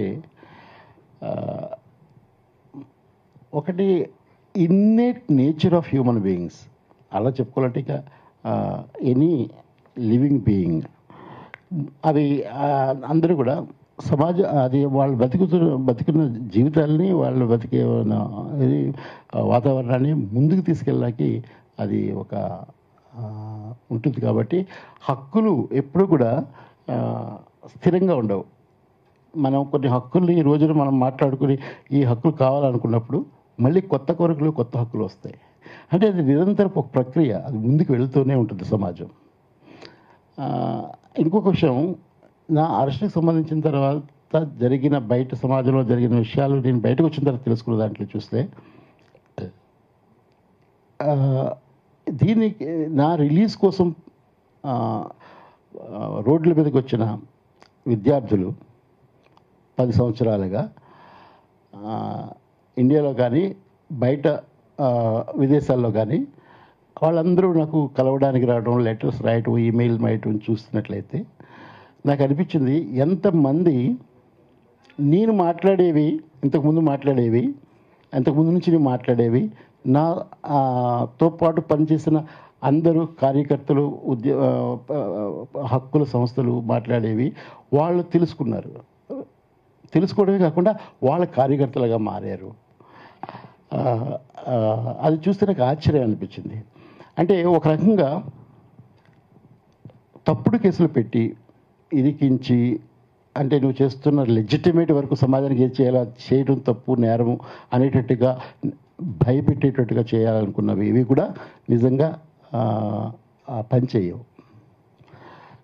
ఒక భయమైన పరిస్థితిని తీసుకురావడానికి నా మీద ఈ అప్రెషన్ గురి చేసిన వాళ్ళు ఇంకో మాట కూడా అన్నారు. నేను ఎందుకు చూస్ చేసుకుని అరెస్ట్ చేస్తున్నామంటే, నీలాంటి వాడు, వీల్ చైర్లో ఉన్నవాడు, ఒక ప్రొఫెసరు, చదువుకున్నవాడు, ఇలాంటి వాడిని ఇలా చేస్తే ఇంకా మిగిలిన వాళ్ళకి ఎప్పుడైనా ఏదైనా మాట్లాడితే, ఒకవేళ ప్రభుత్వానికి వ్యతిరేకంగా మాట్లాడితే ఏమవుతుంది అనే భయం రావడానికి నీకంటే బెస్ట్ వ్యక్తి లేరు అన్నారు. నిజానికి చూస్తే అది వాళ్ళ తప్పుడు అండర్స్టాండింగ్ అని నాకు అనిపించింది. నాలాంటి వాడిని ఇలా చేస్తే మిగిలిన వాళ్ళందరూ సైలెంట్ అయిపోతారు, నిశ్శబ్దం అయిపోతారు అనుకోవడం మాత్రం అది చారిత్రకంగా మానవ సమాజాన్ని అర్థం చేసుకున్నట్లయితే అది ఎప్పటికీ సరైనది కాదు. కాకపోతే కొద్ది రోజులు, 2-3 సంవత్సరాలు ఒక వాతావరణాన్ని కల్పించడానికి ఉపయోగపడవచ్చు. అంటే ఇప్పుడు భీమా కోరేగాం కేసులో ఇంతమందిని అరెస్ట్ చేస్తే, ఫాదర్ స్టాన్ స్వామిని కూడా అరెస్ట్ చేస్తే, ఒక ఎవెంజలిస్ట్ మిషనరీని కూడా అరెస్ట్ చేస్తే ఎంత భయం కంపితం చేయొచ్చు సమాజంలో అని అనుకున్నట్లయితే అది వాస్తవానికి అంతిమ అనాలిసిస్లో, ఫైనల్ అనాలిసిస్లో అది సరికాదు. ఏదో కొంచెం మనకు అనిపించవచ్చు ఇప్పుడు. అయితే ఇప్పుడు ఈ కేసు గురించి మాట్లాడడానికి, లేదా సాయిబాబా కేసు గురించి మాట్లాడడానికి, కొందరు వ్యతిరేకించడానికి కొంతమంది అయినా భయపడి ఉండొచ్చు. అది తాత్కాలికం కొంతమంది. అయితే కొత్త వాయిసెస్ వచ్చినాయి. ఎంతమంది నిశ్శబ్దమయ్యారో అంతకి అనేక రెట్లు వాయిసెస్ కొత్తవి వచ్చినాయి. అది కాబట్టి నేను అనుకోవట్లేదు ఇది ఒక విఘాతంగా మారుతుందని అనుకోవట్లేదు. అలాగే I am not a person regretting 10 years of my life that is lost. I always look forward into the future. I have the capacity to I feel at least, even with the present condition of my body, I can recover 10 years that are lost. I am not going to lose anything. I am ready to lose the 10 years that have gone. I will recover that period.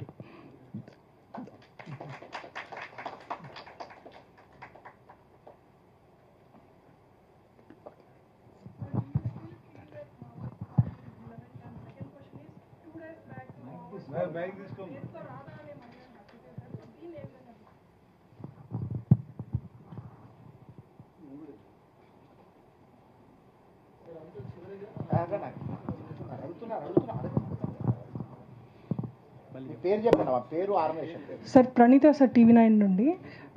ఇప్పుడు ఉన్న పరిస్థితుల్లో అంటే ఇందాక మీరు మాట్లాడారు తెలంగాణ రాష్ట్రం వచ్చిన తర్వాత మెరుగుపడిందని చెప్పేసి అంటున్నారు. సో ఈ తరుణంలో మావోయిస్ట్ పార్టీ ఇంకా రిలవెంట్ అని మీరు అనుకుంటున్నారా? అండ్ రెండవది 2 days బ్యాక్ చెర్లలో తెలంగాణకు సంబంధించినటువంటి ఒక అమ్మాయిని ఇన్ఫార్మర్ పేరుతో మావోయిస్టులు హత్య చేశారు. సో దీన్ని ఏ కోణంలో చూస్తారు?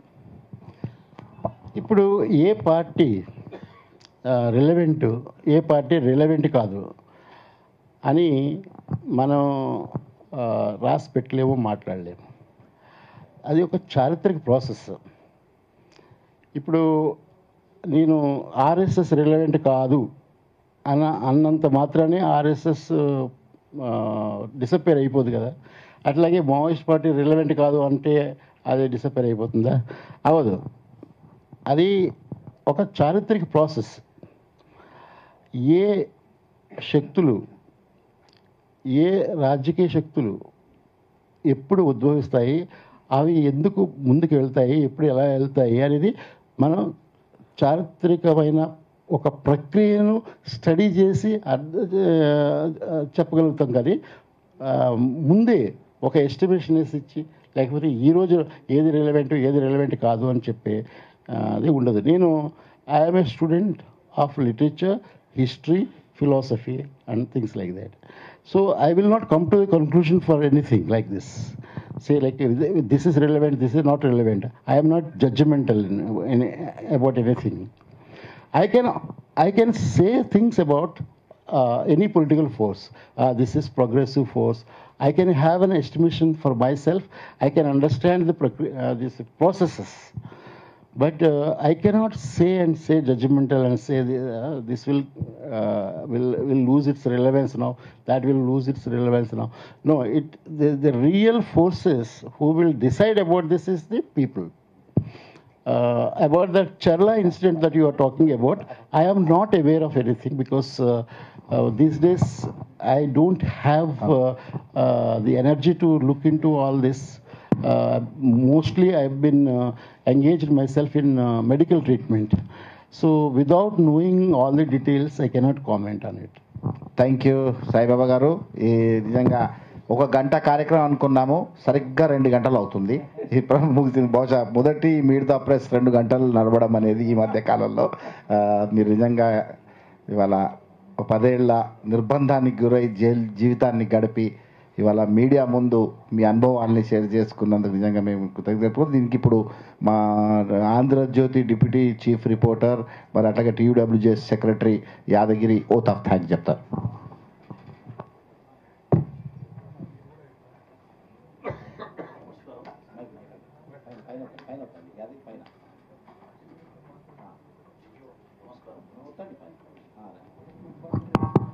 నమస్కారం.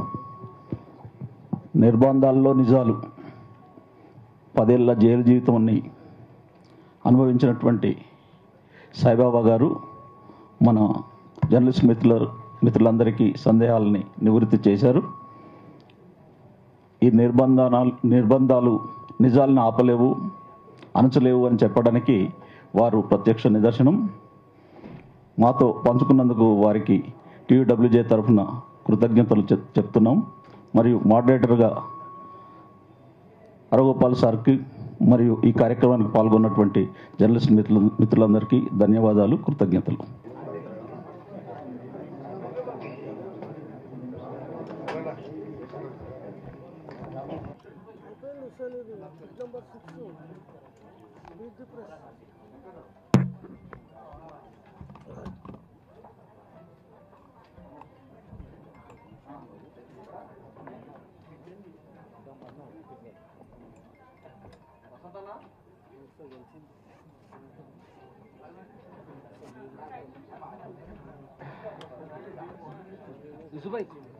ఇసుబాయ్ ఇక్కడ ఇక్కడ